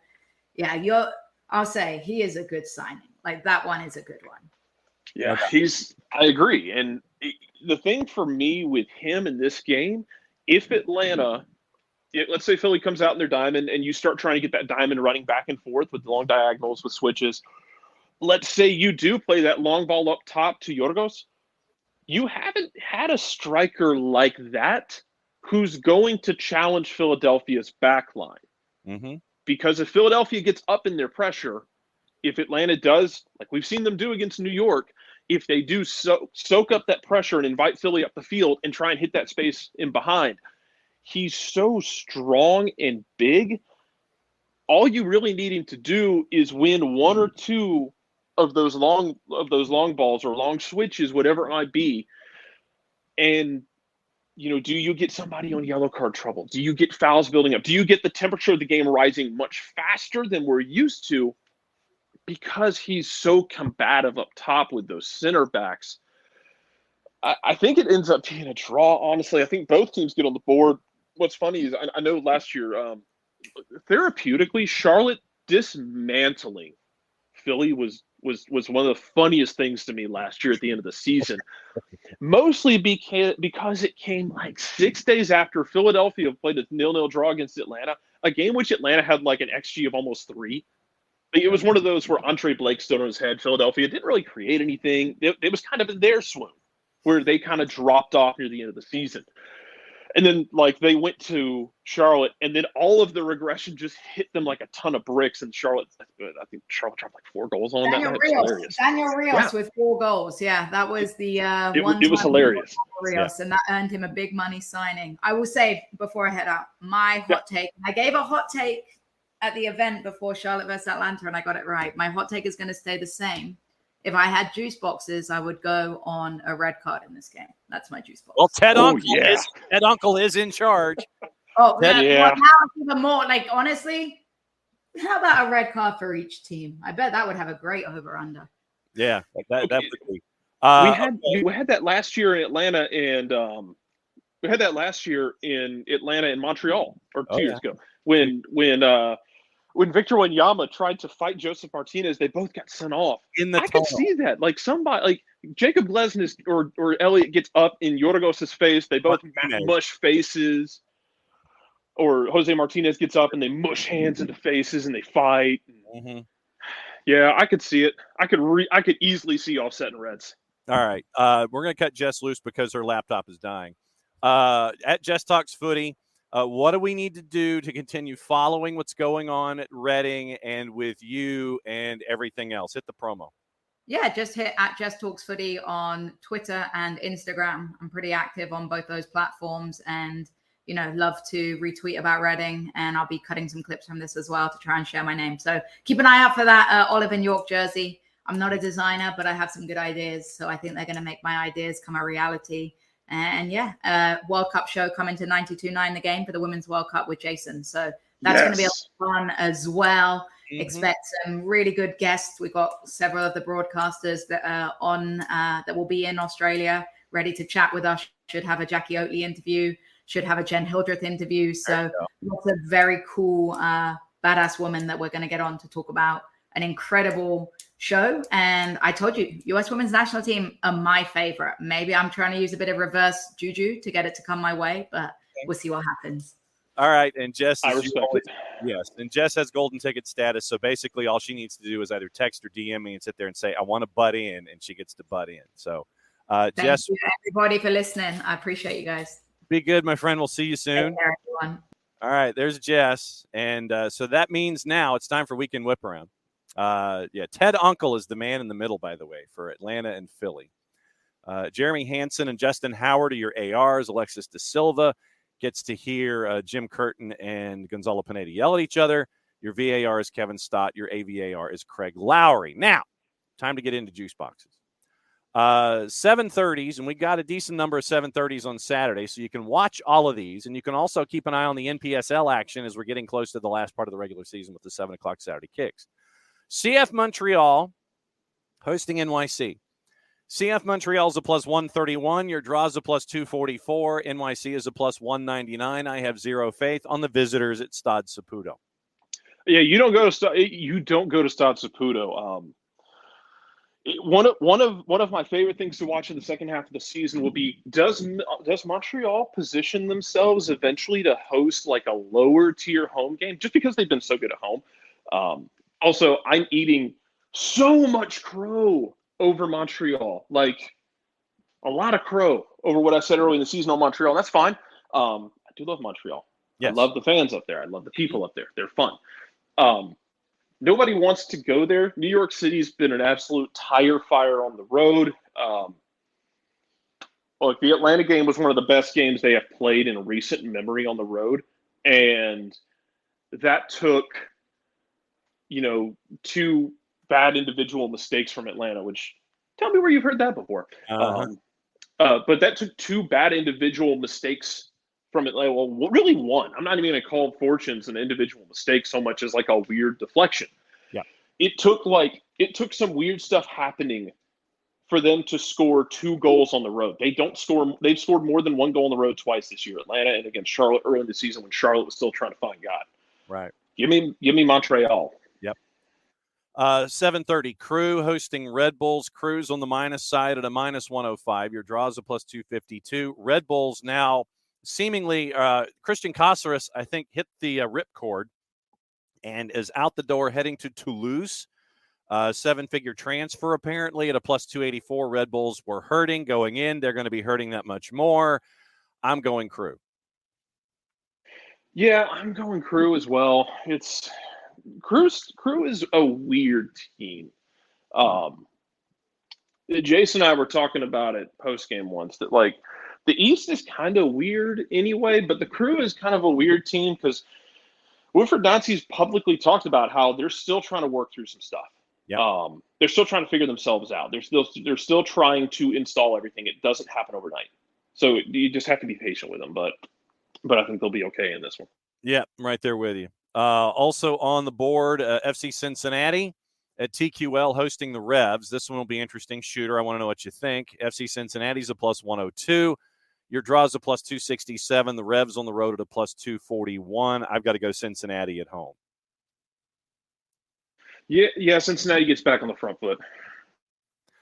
Right there with you. Now let's see. Do we end up with a new coach bump with Inter Miami hosting Austin FC at 7:39? Inter Miami's a plus 143. Draws a plus 258. Austin FC is a plus 173. We don't know when Tata Martino is going to be on the touchline. His paperwork has to be approved and checked checked with the magnifying glass and get the official stamp from the U.S. government that it's okay for him to hang out. But is there a new coach vicinity bump for Inter Miami as Austin comes to town? No. Hasn't been before. Why would there be now? No. Just asking. No. There wasn't before. Why would there be now? Mm-hmm. Oh, I know. I just the team has not changed. The roster has not changed. They've had more injuries since then. Yes. Where they could not. Yes. So it will be I just I don't know if Austin can get the win. I think it's probably going to be some kind of low-scoring draw. That's just me. And it's probably going to rain like 9 inches before the game starts, and that'll slow everything down. So it's going to be like goalless or 1-1 or something like that. I just have Mother Nature acting as a 12th man here this time of year in Miami. And I bet you they don't start at 7:39 either. No, they won't. Bet you they start later. Speaking of starting later than 7:39, Purple Team's hosting the Chicago Fire. They're a minus 125. Your draws a plus 280 and the Fire are plus 321. I've got to go with the Purple Team here. I'm not happy about it. Purple Team. Don't overthink it. Just don't think about it too much. Just do it. Yeah. So don't think about it. Toronto FC without Bob. Have we talked since Bob was let go? No, and look, I mean, it sounds like there were already issues there, and then it sounded like it was really, really bad. Yeah. We got the reports, and then it kind of sounded like it might have been infighting between players themselves as much as anything. It was kind of weird, and I don't know. Like Bob, maybe you need a fresh brain in there. Yeah, a fresh set of human beings, but but I don't like. Again, man, some of this, and it depends on how much say Bob had in building that team, because we talked about it last year. Like Bob, bringing in Insigne wasn't going to fix all their problems, and they didn't fix all their problems. So maybe you need someone else to do it. Yeah, so we'll see. We'll see who the quote from Bill Manning. Really, Bill Manning, in the press conference where Bill Manning apologized for having the team in the position that they're in. Where's my quote? Oh, where is it? Let me find. Okay, here we go. Does Manning care how exactly, and this is from our friends at Waking the Red, does Manning care how exactly the team get back to winning ways? No. Quote, I want to win. No one remembers how you play. I don't want to describe a style of play. When it's like when you have two quarterbacks, you don't really have one. You don't really have, and look, you'll change tactics game to game. You'll change ideas sometimes, but you have like a model, you have a philosophy, you have a manifesto of some sort. What are you going to do? Just go out there and play on vibes? He's Al Davis. Just win, baby. Whatever. But just win, baby, doesn't like. No. That's not nearly as effective if people want to talk about it. This isn't FIFA. It's the same thing we talk about with players getting added. When you just like build a FIFA team, an ultimate team, like you can't just throw pieces together and expect it to magically work. It doesn't work that way. Yeah. It doesn't. No, it does not. I have zero faith in Toronto FC until, you see, Rich, you have a philosophy, though. Yeah, Rich posing the question, what matters, just winning or how you win? But, Rich, you have a philosophy. You have a philosophy. You are the triple option of Major League Soccer. The 4-4-2 diamond is something that no one else does. You make it difficult for folks to have to cram for their test, which is Philadelphia Union. You have a philosophy and you have a style. When Bill Manning in the front office in Toronto says, I don't care how, I don't care. That's almost the microcosm of what is wrong in Toronto.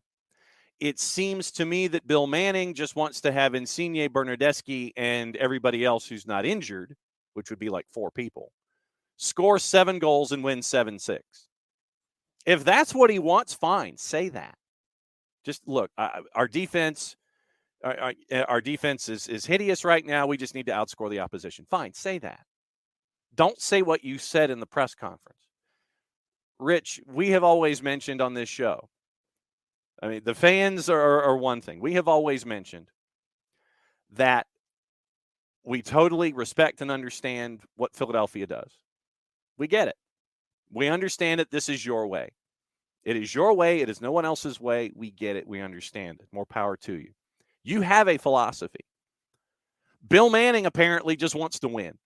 Whatever that means, he just wants to win. It just sounds like he just wants to throw Ish up against the wall like a 4-year-old and maybe take some crayons out and draw on the wall in the den. Philadelphia has a philosophy. You have a philosophy. Bill Manning apparently does not. And that's what the difference is here. You are winning with a philosophy. It is different from everyone else. Do I like it? Do I understand it? Do I like the way that Philadelphia plays? No. I get it. I understand it. I respect you for having that philosophy and sticking to it. And we've had this discussion. We will have it every single time that Philadelphia and Atlanta play, and if Philadelphia goes into the playoffs, we will continue to have this discussion. No, I don't think it's so. Jarrett, let me ask you this. Rich then posits, isn't that winning by any means? I don't think it's winning by any. I don't think you're winning by any means. You are winning by a mean. You are winning by a means. What, for Philadelphia? Yeah. Philadelphia has a style. Yeah, you have a philosophy and a style. I think the implication we're talking about with Toronto, Rich, is the idea that like one day Toronto's going to run out and play like a Red Bull press, and then the next day they're going to run out there and try and like play 60% possession, or try and like flip it up and do like this totally unrealistic Ted Lasso thing where like Ted Lasso was able to install total football in like 2 weeks.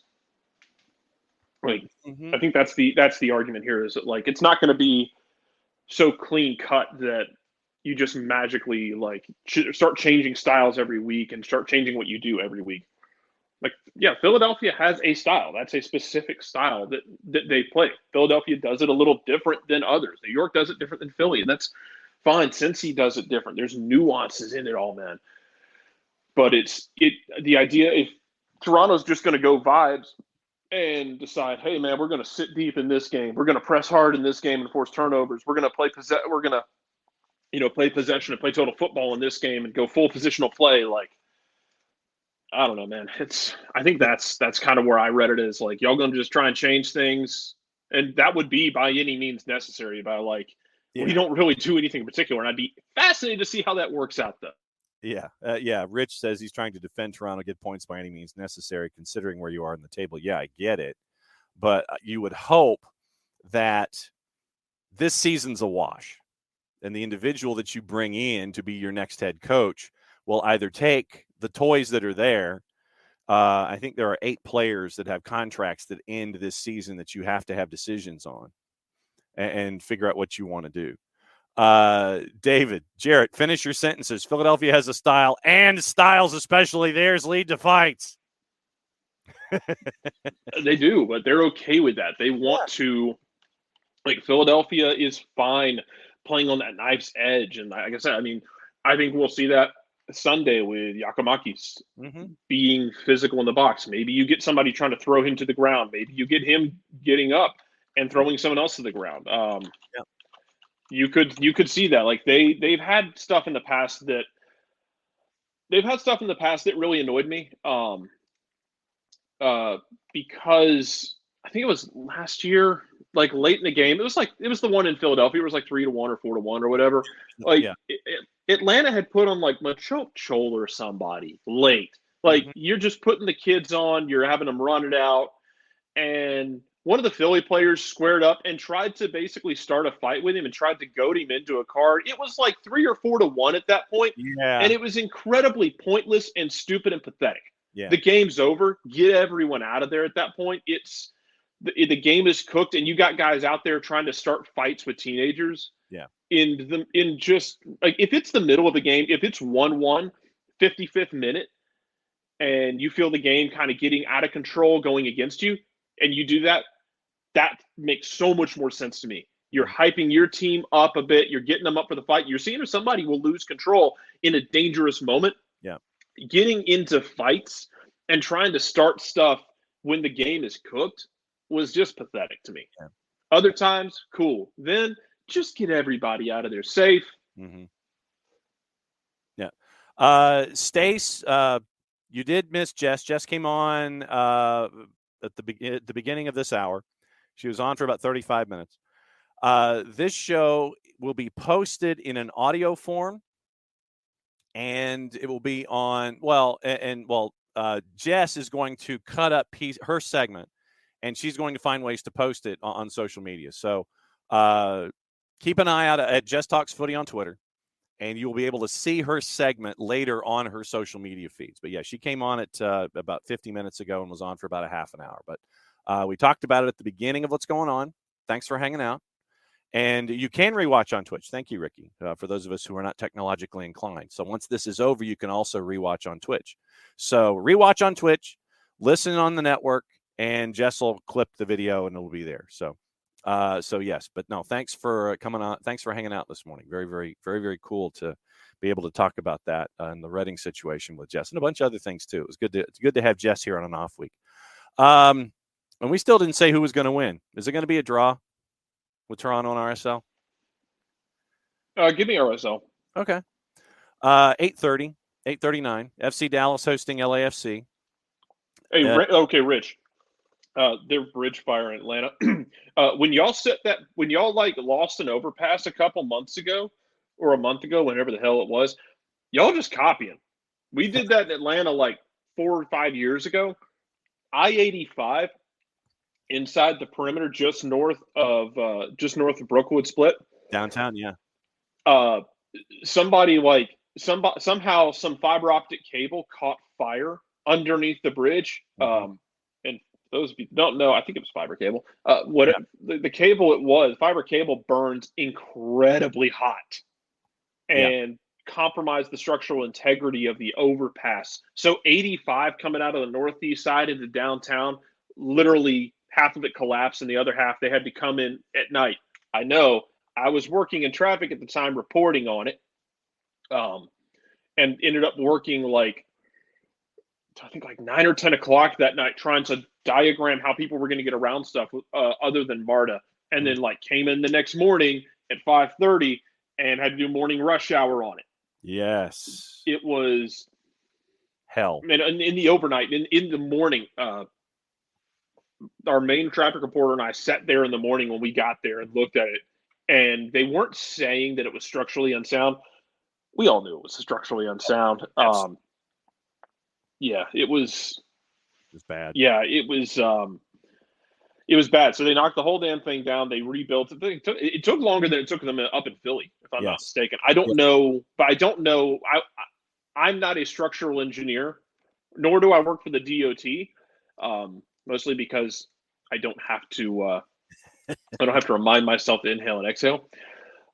But I'm not a structural engineer, so I don't know the nuanced differences between what the Philly rebuild was and what the Atlanta was. I just know the Atlanta one took longer. I don't know if there was something they had to account for it. Yes. So it was I was watching Philadelphia television when that happened and watched all of their coverage. So know exactly of which you speak. So right there with you.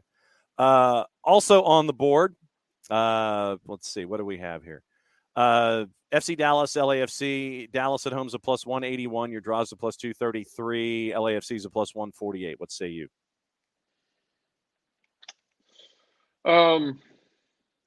Draw. Okay. I can buy that. Minnesota United with Teemu Pukki coming on July the 5th. Teemu Pukki, who could not handle the physicality in Scotland. Well, he could have handled it. He was not prepared for the physicality of Scotland. Yes. But then he went to the championship and lit it up. That was weird. Yes. Scottish people took that in stride, I promise you. They were they were very salty about that. Yes. Yeah, David's right. It was impressive construction work in Atlanta and Philly that they got both projects done as quickly as they did. Yes. Because they had no right getting them done that quickly and them not collapsing like like an ice cream cake in the summer. Yep. Adrian Heath feels that this kind of prolific scorer is the kind of scorer that they've been missing since Christian Ramirez was there. And they host Portland. They are a big favorite at home at a plus 106. Your draw is a plus 257. Portland's a plus 242. Timu Puki having to live up to C-Ram when he was in Minnesota, but they could have kept him, and they didn't. So there you go. So I've never understood, man, why they shipped out Superman. Again, he was on pace for 20 goals in Scotland too before Aberdeen, before he fell out of favor with Aberdeen Green. Yes. Yeah, he's just been scoring. He's been scoring consistently everywhere he's been to different degrees of quantity, but the goal scoring has been there, and now he's doing it in Columbus. And Minnesota has flipped over rocks all over the creek and has yet to find a strike option that's worked as well. Maybe Pookie can be that guy. Yeah. I'd be very interested if he is. Oh, I will too. We'll just see. No real faith in Minnesota, so I'll say draw. Also at 8:39, Nashville hosting DC United at a minus 114. Your draw is a plus 269. DC is a plus 294. Figured that Hani Mukhtar ends up with one, if not two, and Nashville takes it. Yeah, Nashville has actually lost two straight, but hasn't been like blown out of the water in either one of them. This is a good time to get right. Yep. Sporting hosting Vancouver. Well, I say that it's DC. Yeah.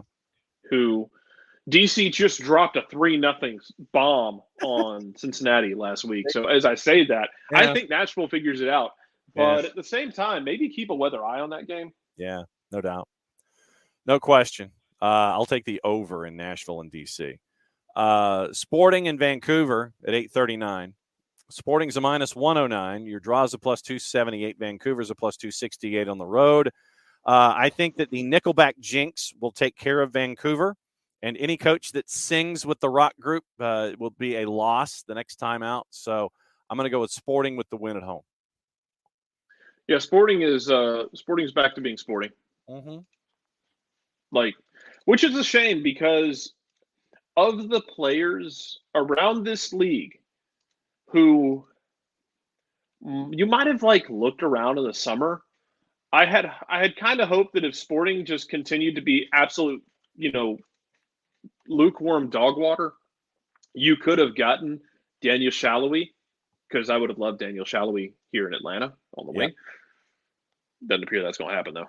I know. 8:39. Mine is a doomed existence. Yes. All Caps is hosting Colorado Rapids. No Lewin and no Strauss. And so All Caps is still a minus 114 against the worst team in the West. Your draw and Colorado are basically within the margin of error around a plus 282. I think that City gets it done. I think Joaquini continues his goal scoring. And I'll give one to Indiana Vasilev, too, just for the local pub and the local push. So I think All Caps gets the win. Yeah, give it to All Caps on this one. I'm fine. 2 at 10:39. San Jose hosting LAG. Cali Classico coming your way from PayPal Park. It is Quakes at a plus 110. Your draw is a plus 275. LAG is a plus 217. Jarrett, are you just taking the over in this one? Yeah, I'm taking the stupid. So here's your totals, by the way. Plus 2.5 is a minus 143. Plus 3.5 is where it flips to a plus 169. 4.5, a plus 390. So 3.5 is where it flips. I think, frankly, 3.5 is an easy play at a plus 169. That's just me. Also on the board, it is the other late game. And since we talked about Atlanta and Philly with Jess, we basically think it's going to be a knockdown, drag-out draw. Seattle hosting Houston.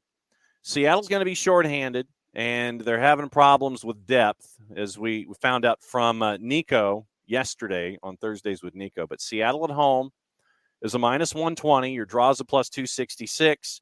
and Houston is a plus 319. What say you, Jarrett Smith?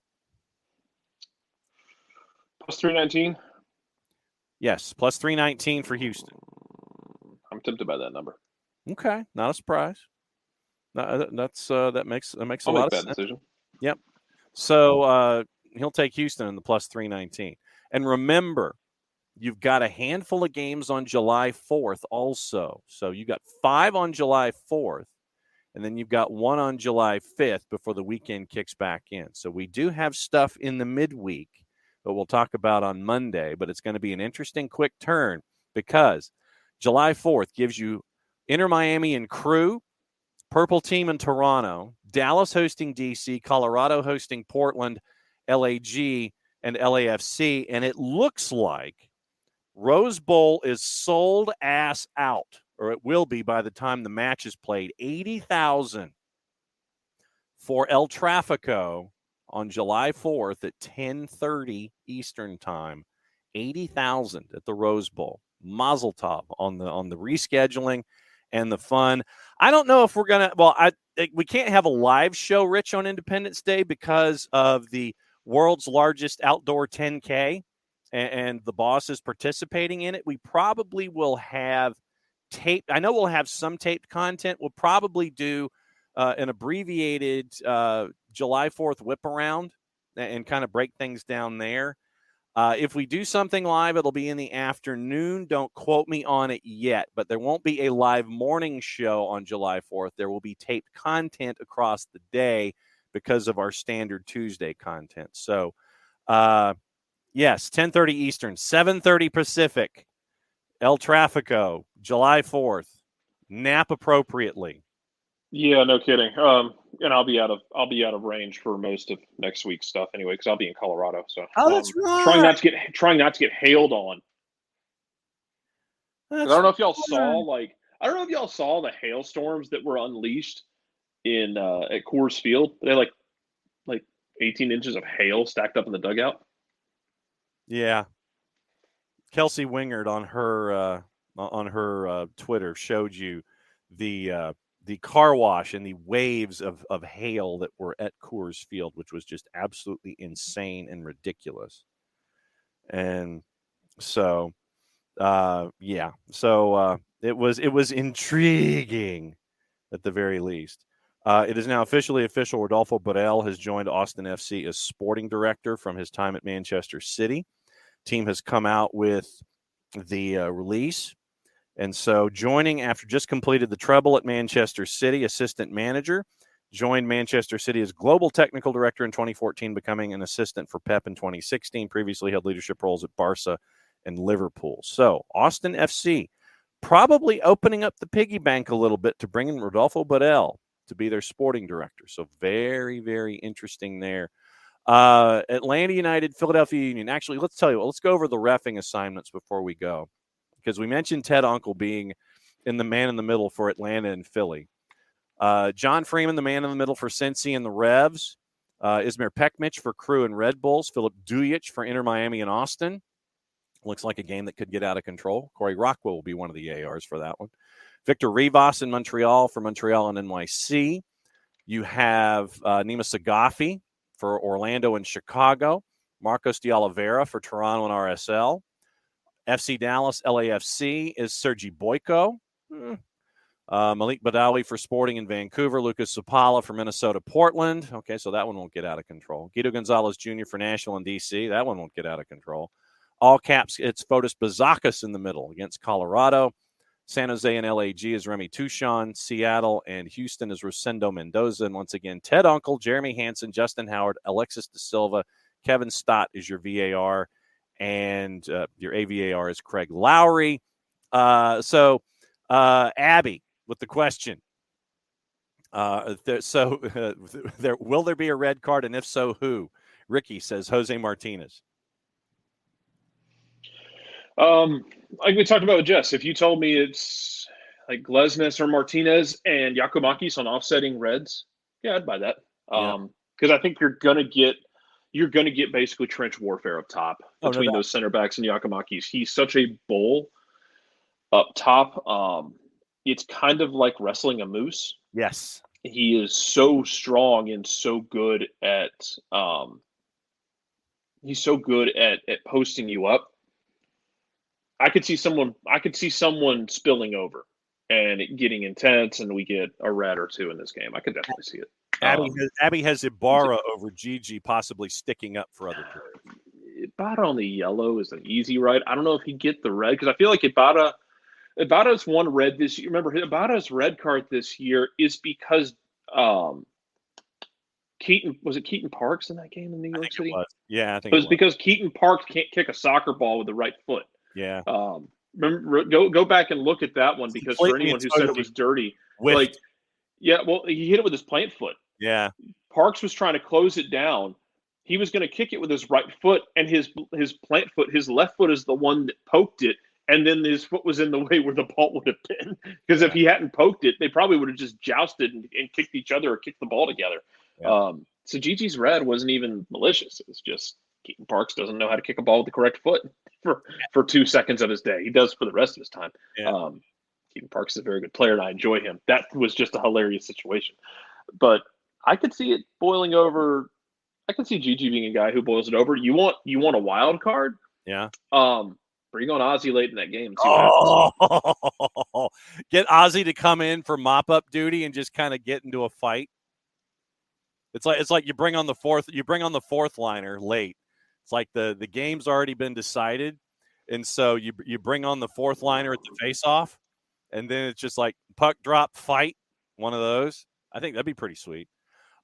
Question to the floor is, are you going to either go see Dallas and Colorado on? Are you going to see Dallas and Colorado? No, I would be there possibly for Dallas and for Portland and Colorado. Yeah. We got to have a conversation, Colorado, about your ticket prices though, because my God. Well, here's what you do. You go to the University of Denver and catch one of the hottest teams in MLS Next Pro. Rapids. Yeah, Rapids too have been cooking. You go there and do that. Yeah,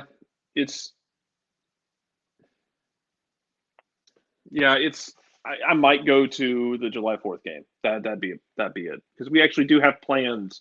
Like, the whole family's going. We do have plans out there. I can't just go to a bunch of games. Oh, come on! As much as I would like to. But yeah, might do that one. Let's see. So Rapids are at BC Place on Saturday, July 8th. So it looks like they are out of town while you are in Colorado, the hottest team in the Western Conference in MLS. My other idea was to go to a Rockies game, but they're going to be in Houston. Yeah, Colorado has the audacity to have bad ticket prices. So, dude, it was like $40 to get in the door. That's so bad. But yeah, it might just be because it's 4th of July night. I was just surprised. Yeah, I was not expecting $40 to get in the door. Yeah, Portland and Colorado. I mean, all right. So let me check the secondary market. Yeah, man, supporter section standard admission get-in price of $49. That's no. Yeah, I'll check the nosebleeds. I mean, that's your get-in in 123. You're at 123. It's get-in of 60. Keep in mind though, they don't play in Mercedes-Benz Stadium. It's a smaller park out there at Dick's Sporting Goods Park. It's true, but still, I mean, $49 to get into the supporter section to sit in the end zone, and that's $64 on the secondary market. I would wait until you get closer to July 4th before traveling out there to be with the rabid prairie dogs. Wait and see if the prices go down. Yeah, I think they did forget that they were Colorado, Ricky, although that they are looking at it from a supply and demand perspective, where they ain't a whole lot of seats. But I know they're thinking July 4th, blah, blah, blah. But no, they'll probably keep an eye on that and see if that price goes down. Any other things before we go for yet another week, sir? Yeah. So we talked in the past about sports washing in the Middle East and Saudi Arabia. Yes. And you have right now reports out of Glasgow that Jota, yes, not the Liverpool Jota, the Celtic Jota, yes, may go to, I think it's Al Hilal wants him. I think you're right. And it's like Celtic bought him from Benfica. I think it was Benfica for like $8 or $9 million. I think, or 10 million, something like that. Might have been less than that. $23. Well, no, they actually paid a decent amount for him. If he gets like a 30% sell on, because Celtic makes weird moves. But allegedly, I think it's Al Hilal wants him, and they're willing to pay like 25 million for him. And you got to take it at that point. You're more than doubling the money coming in. Even if you lose 30% of that, you're still making bank. He is the kind of player, though, because how old is Jota? Let's find out. Jota is 24 years old. Okay. I'm sorry. It's Al Ittihad who wants him. Al Ittihad. Okay. Yeah. These are the kind of guys where we talk about we talk about like, well, how could guys, chase that money when it's, when you consider what, the sports washing of it and the ethics of it. Yeah. I don't mind those questions about guys like Ronaldo, who's already made more money than God. Mm-hmm. 24-year-old dudes, though, everyone's soul is for sale for a certain price. And if he's going to get like, I think I saw it was like 10 million a year salary. Wow. Again, they have so much damn money to throw around in that league. The Saudi league's going to be stupid. Those are the kind of guys, though, where I think it's not as easy for me personally to sit there and tell them, you can't go there because of the ethics issues. You can't do this. You can't do that. You're a terrible person. Blah blah blah. It's harder for me to do it with those guys because you're talking someone in their early to mid 20s who's staring down the barrel of money enough money that if they're not dumb, their grandkids won't have to work. Right. And depending on the upbringing you had, depending on where you came from, that's real damn tempting. So, no, that's where I'm at with it. These are the kind of guys that if they get those offers, I don't blame them one bit for taking them because, go cook in the did they go cook in the heat, mm-hmm. and then make your money, man, because you're already a pro athlete. Your career is not the same as my career, where I can work until I'm 60 or 70, which will probably be even longer. At this rate, probably going to work till I'm dead. You and me both, brother. It's whatever. But your body is only going to allow you to work for so long. You're going to try and make as much money as possible, and you're possibly going to set up multiple generations worth of wealth. I just don't think it's as cut and dry, especially for these younger players. Yep. Fine if you want to criticize guys like Ronaldo, who already have more money than God and then took like 40 or 50 million from Al Nassr, but younger players are going to be a different conversation. Yep. Also, TV-related news before we go, just to keep an eye on it, ESPN is starting to announce their layoffs. I think there's supposed to be around 20 high-profile personnel. So far, Jalen Rose and Jeff Van Gundy are two of the first names that have been put on the list for layoffs. So keep an eye on that today if you are into sports television. Broadcast plans for Jason and Mike.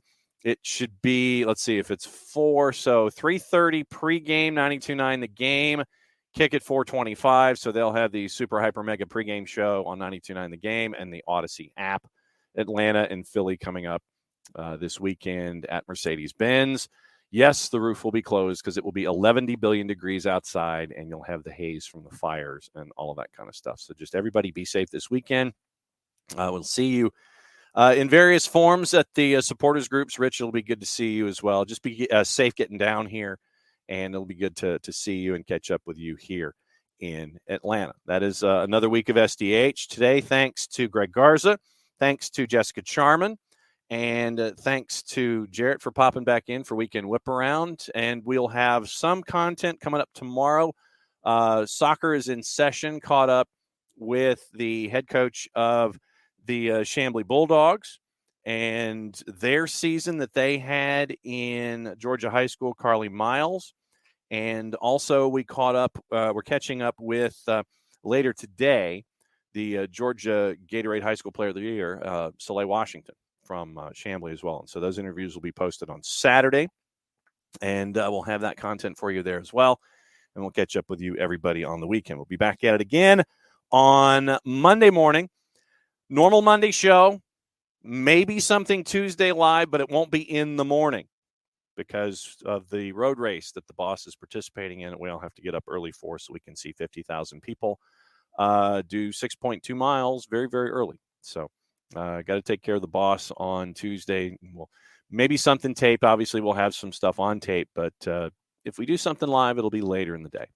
So, Jarrett, since you are here to the bitter end, go ahead and send us home for yet another week. Mucho platillo. What he said. It's the end of the show, end of another week, and so that means that we get to do this. We'll be back at it again before you know it.